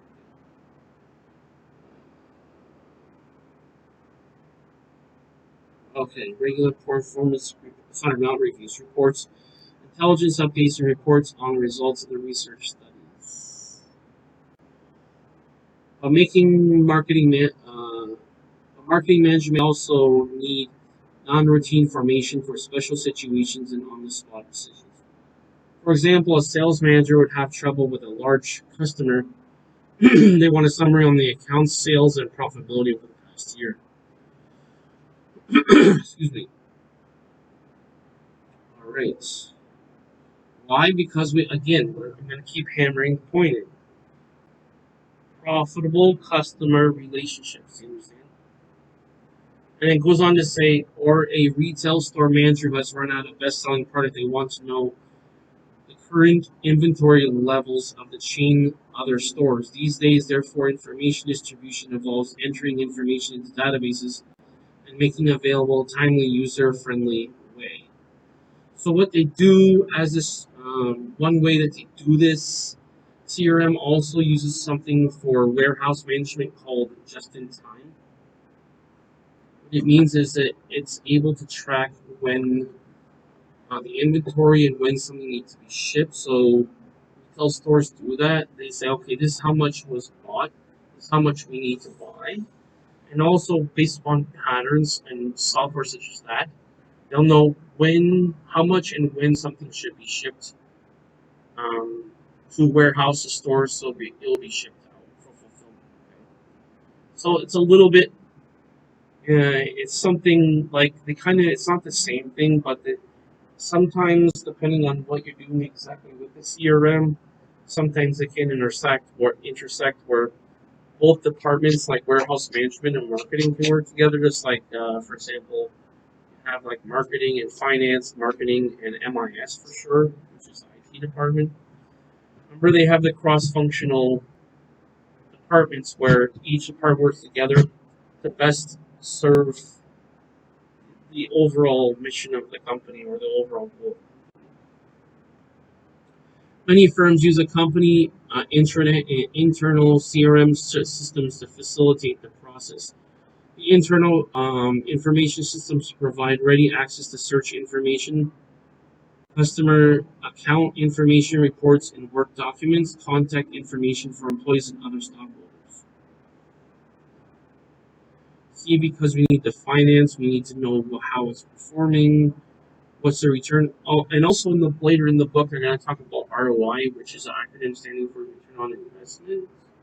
Or marketing return on investment means of all the money spent on marketing, what was the return? Okay. So later I believe it's chapter 18 or 19, they talk about that, I believe. So now let's talk about other marketing informational considerations. CRM actually, you can actually take a full course on how to use that. There's quite a bit to it, but for marketing purposes and for this chapter purposes, I was just going over some main points. Now, other marketing information considerations. Now, this section discusses marketing information in two special contexts. Marketing research in small business and nonprofit organizations and international marketing research. Finally, look at public policy and ethics issues in marketing research. Okay, so we're going to look at marketing research in small business. The other one is nonprofit organization and marketing research. And then the last one, we'll talk about public policy and ethics issues with marketing research. Basically, how those two tie together and overlap, intersect in certain aspects. Now, marketing research in a small business and nonprofit organizations. Just like larger firms, small organizations and market information and the customer and market insights that it can provide. Managers of small business and nonprofit organizations often think about marketing research can be done by experts of large companies with big market research budgets. True, large-scale research studies are beyond the budget of most small business. However, many of the marketing research techniques discussed in chapters can also be used for small organizations as a formal manner or little or no expense. So basically, yeah, you only get because you have to look at the scale that we're talking about. Okay, and then it's like, okay, you're just gonna get targeted information, right? Based upon how big is what is our niche. When we're smaller, we need to be more targeted because that's how we compete. Is being more targeted and more specialized. Understand that's a strategy. Consider how one small business owner conducted marketing research on a shoestring, uh, meaning your shoestring budget is, meaning the minimum budget. So basically, what he did was he conducted plenty of market research. He needed a key customer. Here we go. He needed a key customer insight. How how would he make the business stand out from the others? Exactly. Because we want to find something different. It's called differentiation, which I'll talk about later in this quote. It's called marketing differentiation, which is how you can make yourself stand out and be different in the market. And how that is in the segments. Well, one way is just the classification. So, for example, in computers, are you hardware or software? Okay, fine. That's the first one. Okay, that's maybe oversimplified. But ultimately, it has to do with your niche. How are you competing with people? Not competing with people directly, but how are you getting your market share? You're getting your market share through your niche. So in the market, when we talk about market share, we could say which niche is most profitable, which niche has the most. So, like for example, when you think of the market, you think of a market as in, that's like saying a street. A street has many houses, right? And this, let's say this half of the street is like one segment, and the other half of the street is the other segment. Well, okay, if you add up all the houses, if there's only one house on that street, then you have 100% of the market share. For example, right? Same kind of idea. So we want to be very focused in on getting our customers. So if all the customers go to one niche, but actually when they say market share, it should be more. It actually shouldn't even be called market share. It should be called segment share because your niche is in that one segment. You know what I mean? But technically, to even be even more precise than that, it's not really market share because um, the different segments are not in direct competition. Like for example, hardware company and software company, they're not in different competitions. They're not in direct competition because they don't do the same thing. Within their own segment, right? There could be some competition. But for example, if there's for example, let's say okay, so you have, for example, let's use another example, cars, right? You have, uh, you have, for example, mid-sized car, truck, SUV, right? Sports utility vehicle, SUV, right? Of all the SUVs, there's different niches. So if it, from a customer's point of view, if he's looking for SUV, which niche should he go for? That's one idea. First, I would say is I want to be the best in my niche first. Because I'm going to be targeted towards my niche. I'm not going to think about I'm going to think I'm going to be located in that segment. But in that niche, for example, of all, let's say, low price cars, for example, that are trucks or whatever, I want to be the number one in that niche. All lowest price cars, right? Or luxury cars, whatever the niche is, I want to be number one. So technically, the best thing is competition in your niche, because the only real competition is not in the segment, but it is in the niche, because in the niche you're doing the exact same thing. You know what I'm saying? Because that same segment, for example, um, right? For example, in the segment, even if we're saying, let's say we're gonna say trucks. What kind of truck? Are we a luxury truck? Are we low price truck? It's different demographics of people that you're marketing to. Technically, you could market to multiple niches, but the thing is, as far as from the company's point of view, they're not in competition with a different niche. You understand? That's why they call it a niche, because they have their own area. Okay, so that's basically what it is. You got a key customer segment insights because you got the information about his in the market. For example, restaurants. What kind of restaurants? Okay, food industry. Sorry, food industry. Food industry is one market. And then niches like, for example, restaurants, cafes, right? Of all the restaurants, right? High-end restaurant, low-end restaurant, because those have there's different segments in that. High-end, low-end, right? Of all the high-ends, um, that's the high-end is the segment. Low-end is a different segment.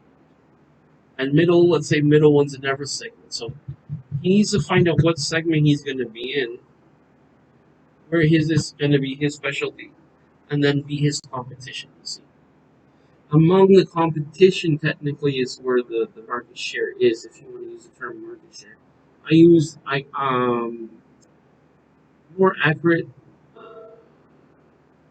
term would be niche share, because you're only dealing with people that are in competition.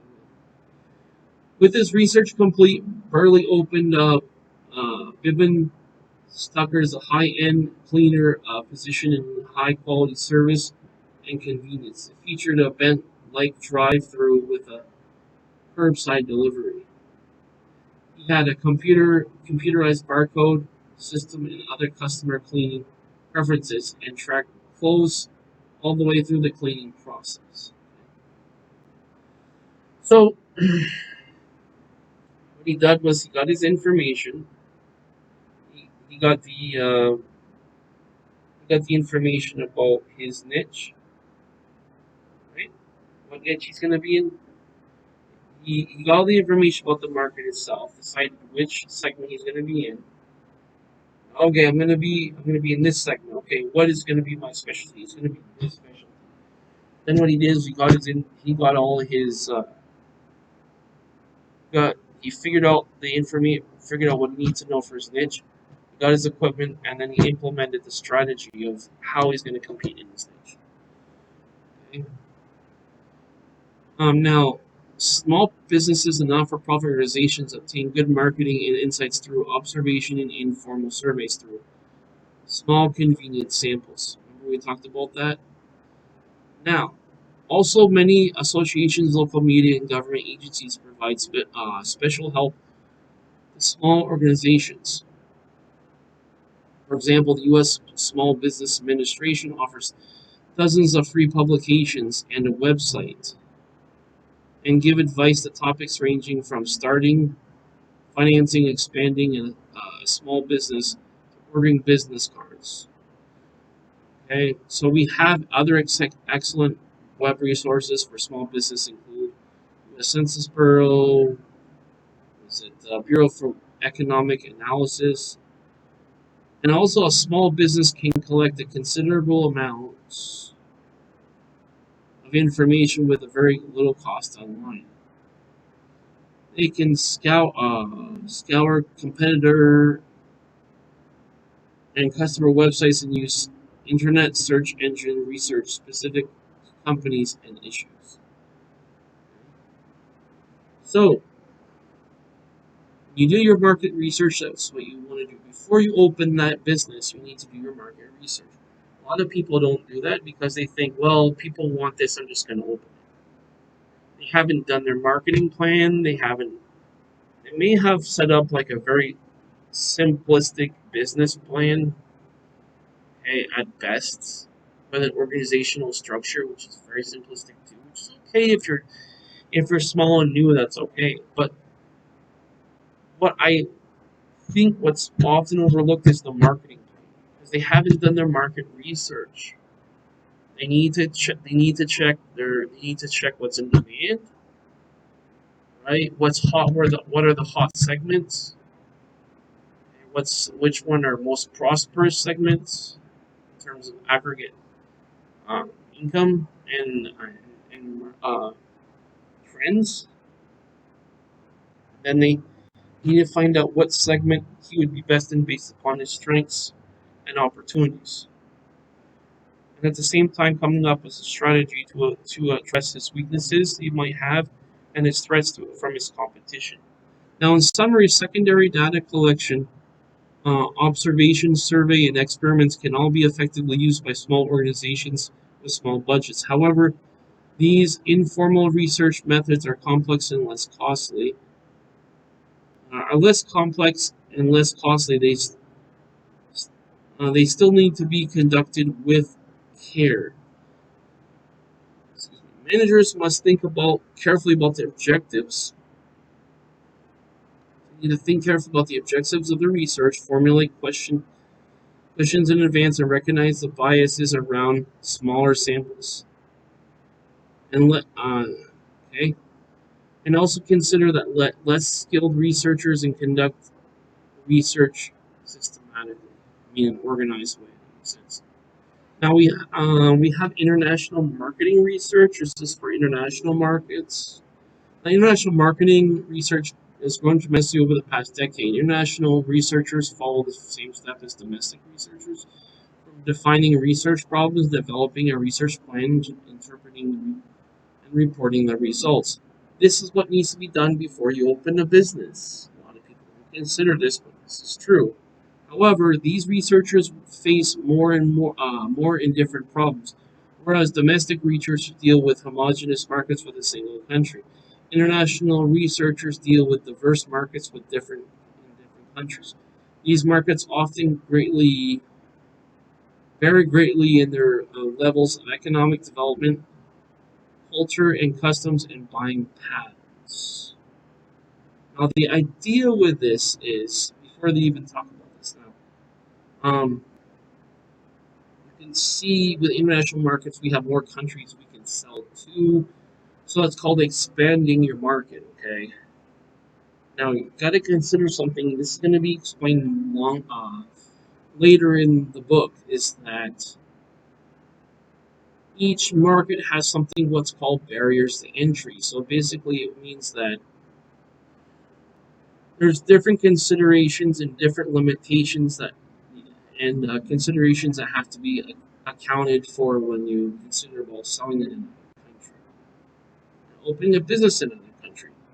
You definitely even more so need to do your research because the culture is different, the conditions are different. So basically, the politics, the political, the economic, the social, uh, what's the other one? Political, economic, social conditions are different.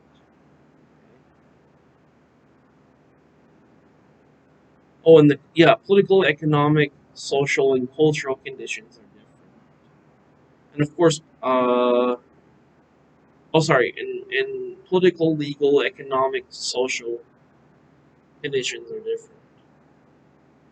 How you market things and what you market may vary based upon what the market and what people socially are willing to accept. The way you do it has to be different based upon the laws and regulations, and then socially, what people like, don't like at the time, in terms of how you present it, and those things as well.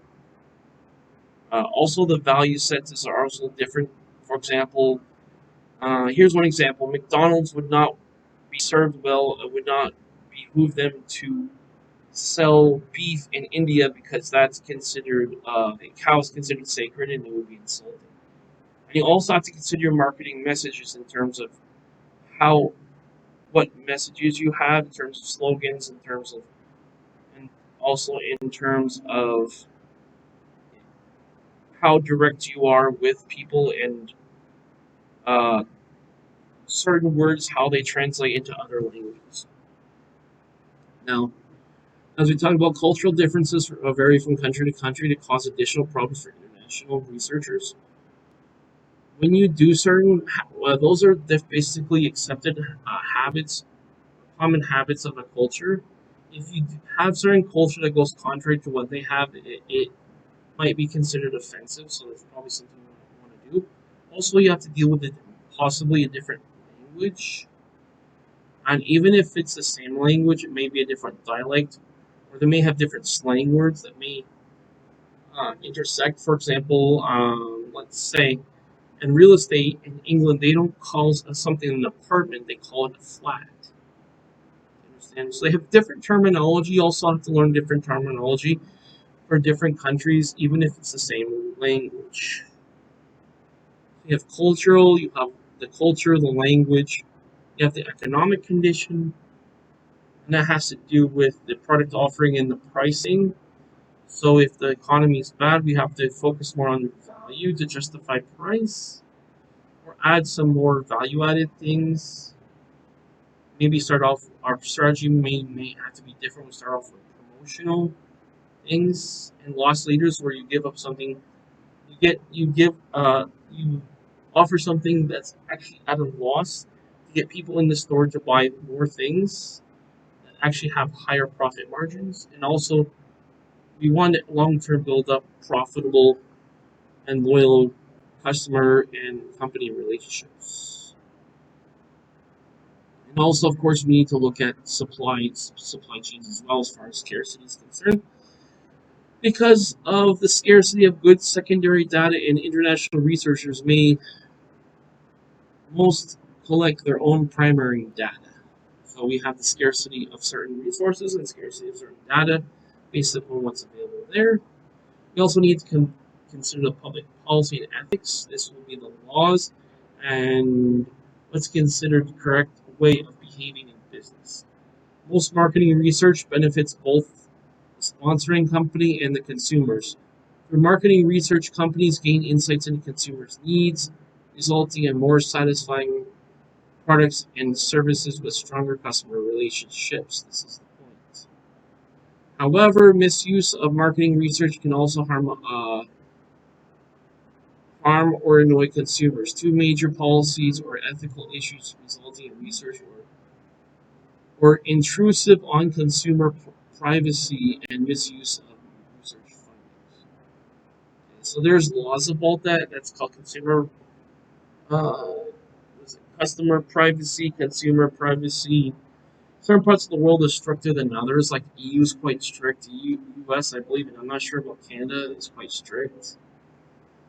Other countries have different regulations you need to know. Many consumers feel positive about marketing research and believe that it serves a useful purpose. Some actually enjoy being interviewed and giving their opinions. However, others are strongly resent over being mistrust over marketing research. They don't like being interrupted by researchers.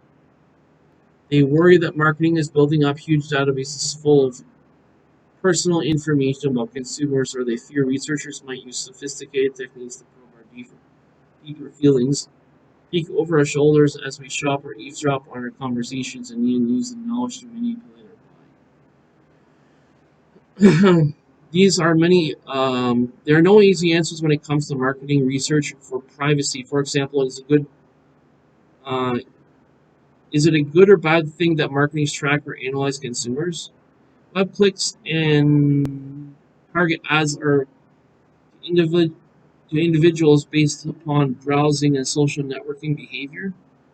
Similarly, should we applaud or resent companies that monitor consumer discussions on YouTube, Facebook, and so on, Twitter, and other public social networks in an effort to be more responsive? It's an ethical issue. For example, Dell uses Radian 6 to routinely track social media conversations, often responds quickly to someone commenting about Dell on a popular blog that might be surprised by a response from a Dell representative with only a few hours. Dell views such monitoring as an opportunity to engage consumers in helpful two-way conversations. However, some disconcerted consumers might also see it as intrusion on their privacy. So you got to consider that. You got to follow the laws of the land. That's very important. Consumers may also be taken by previous research service that actually turned out to be attempts to sell them something. And this is kind of annoying. Still, other consumers confuse legitimate marketing and research study with promotional efforts and say no before the interview can even begin. Most, however, simply resent the intrusion. And so they dislike mail, telephone, or even begin.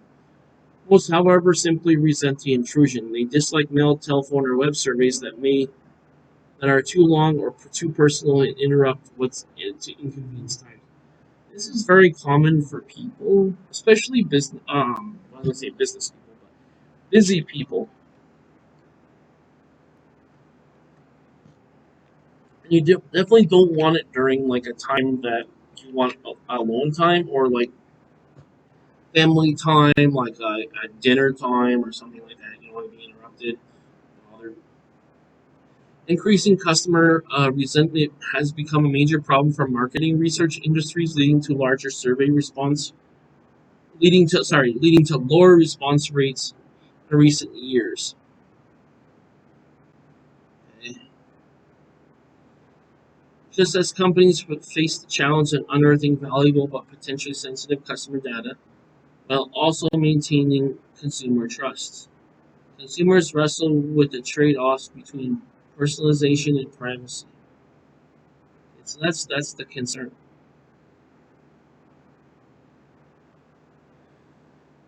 Um,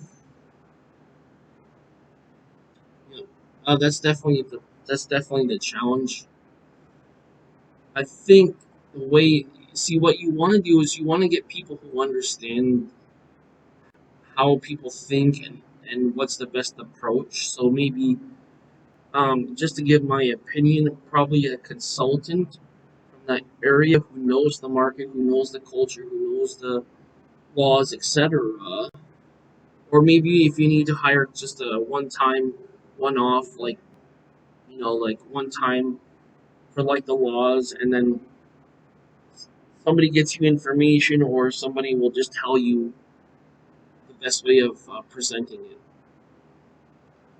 A study from Trustee, an organization that monitors privacy policies of websites, found that more than 90% of respondents, view online privacy as a quote really unquote or quote somewhat unquote important issue.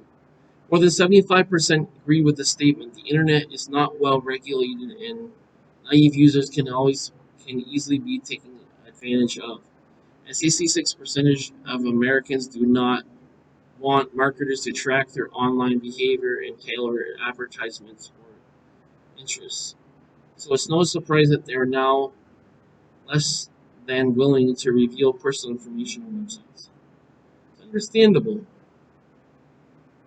The marketing research industry is considering several options for responding to this problem. One example is the Marketing Research Association, Your Opinion Counts, and Respondents' Bill of Rights, initiatives to educate consumers about the benefits of marketing research and distinguish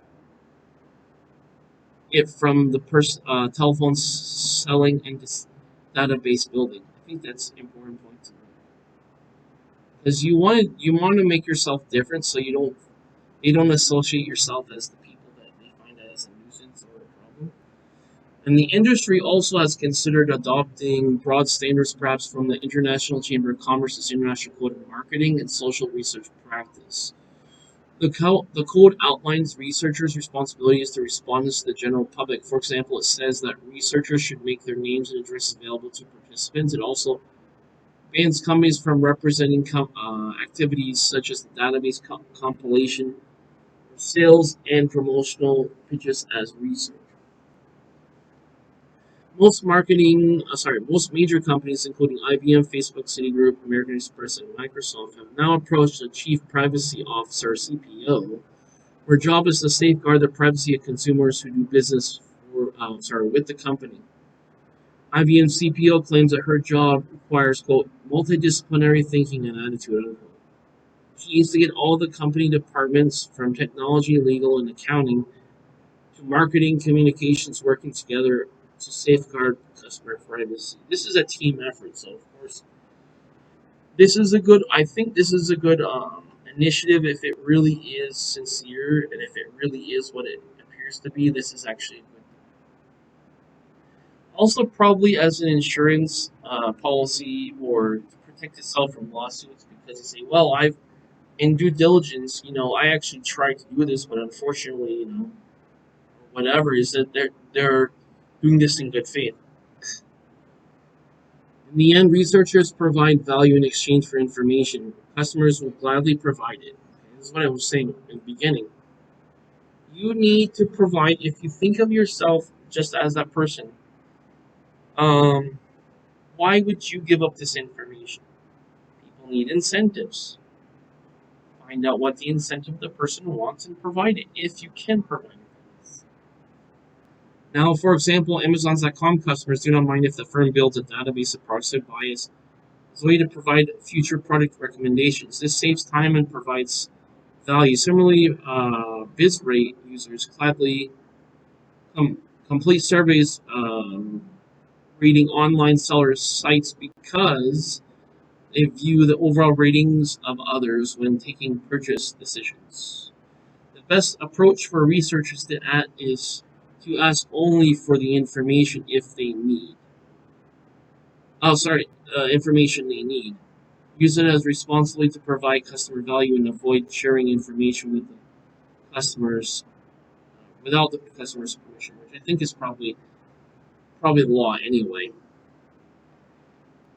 And then of course we have conclude this part of the chapter with the misuse of research findings. Research study can be powerful persuasion tools. Companies often use study results as claims for their advertising and promotion. Today, however, many research studies appear to be little more than vehicles for pitching their sponsored products. And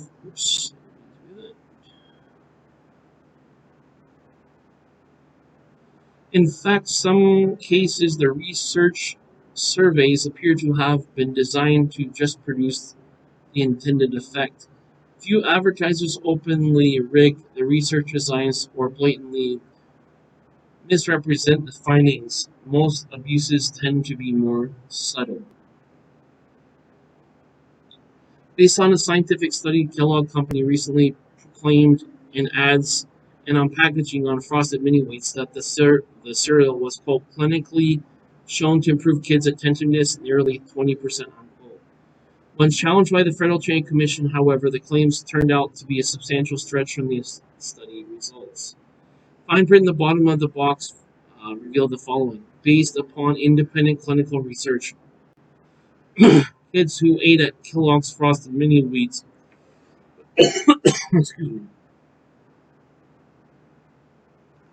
cereal for breakfast had up to 18% better attentiveness 3 hours after breakfast than kids who had no breakfast. This, as the critics noted, Frosted Mini Wheats were referring to up to 18% better than starving. Unquote. Moreover, according to the FTC complaint, the clinical study referred to Kellogg actually showed that children who ate the cereal for the breakfast range just under 11% better than the attentiveness of the children who ate no breakfast, and only about 1 in 9 improved by 20% or more. So you see, it's inaccurate. So this is kind of, I guess the term would be false advertising.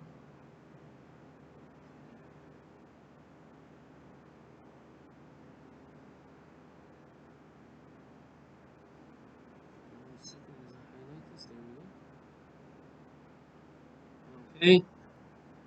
They settled with the FTC, agreeing to refrain from making unsubstantiated health claims about frosted menu wheats and other products and representing the results of the scientific tests. Recognizing that surveys have been abused, several associations, including the American Marketing Association, the Marketing Research Association, the Council of American Survey Research Organization, CASRO, have developed codes of research ethics and standards of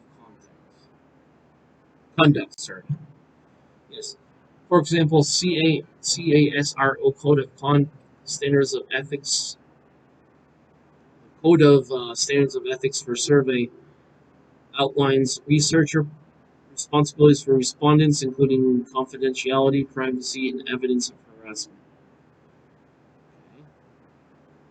It also, it also outlines major responsibilities reporting results to clients.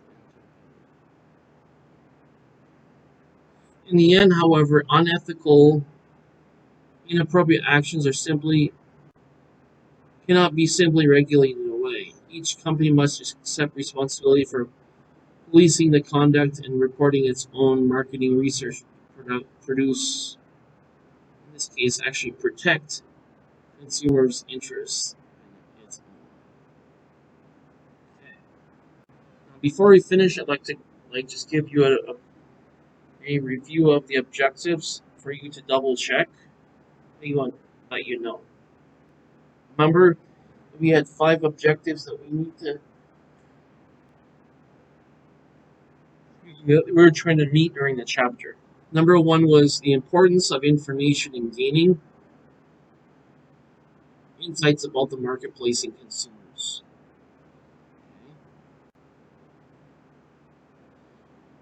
You can read below the whole explanation there, but this is kind of a checklist first. We want to be able to define the marketing information system and discuss its parts. Number 3, we want to outline the steps in the marketing. Yes, we want to outline the steps in the marketing research process. And number 4, we want to explain how companies analyze and use marketing information. And number 5, we want to be able to discuss the special issues. We want to be able to discuss special issues some marketing research face, including public policy and ethics issues. Remember, we talked about international marketing. Now, we want to be able to remember terms as well. Don't forget these. Objective 1, we had customer insights and marketing information systems. Objective 2, we have internal databases, competitive marketing intelligence. Objective 3, we had marketing research, exploratory research, descriptive research, casual research, secondary data, primary data, commercial, online databases, observational research, and ethnography. In addition to that, for Objective 3, we had survey research, experimental research, focus group interviewing, online marketing research, online focus groups, and sampling. And for Objective 4, we had customer relationship management. We didn't have anything from 5 for terms, per se. Now, don't just rely on the terms, but get an overall understanding. And yes, we need to know what these are, only not for memorization purposes, but for purposes of understanding it in the context of the chapter and its application. The rest of these you can actually just go through and read on your own right now. What I'm going to do is we have a company case we can look at. As well. I'm going to leave you off here with the objectives, okay? We also have the discussing the concepts if you'd like to talk about that and applying the concepts. I'll go back to these objectives. Okay? Now, this was quite a long lesson, but it should open your eyes about the complexity, methodology, ethics, and the challenges of other markets and the responsibilities. Okay, so I know that was long, and I understand that this was valuable for you, especially if you'd like to understand marketing, business strategy, and opening your own company. What I'd like you to do now, I'd like you to click like on the video. That way, it can be pushed through the algorithm, and that way, other people can learn and benefit from it as well. Second, if you haven't already, please click subscribe. That way, you'll have access to all my videos. And then also, just in case you haven't, please click the bell button so you'll be notified of all my future videos. I will, as I said before, and I'm working on this, so be patient. I'm working on a membership where you'll be able to access more in-depth information and also be able to access my live streams. Now, I will be probably live streaming this week, so that way I can get people introduced to me and they can ask me questions about this, any questions about the membership, or any question about the content, etc. Though I do have a variety of things on my channel. So anyway, and I do have this on multiple channels as well, including YouTube and Rumble. So I'd like to thank you for watching the video. I'd like to wish you a great day. Take care, and I'll talk to you next time.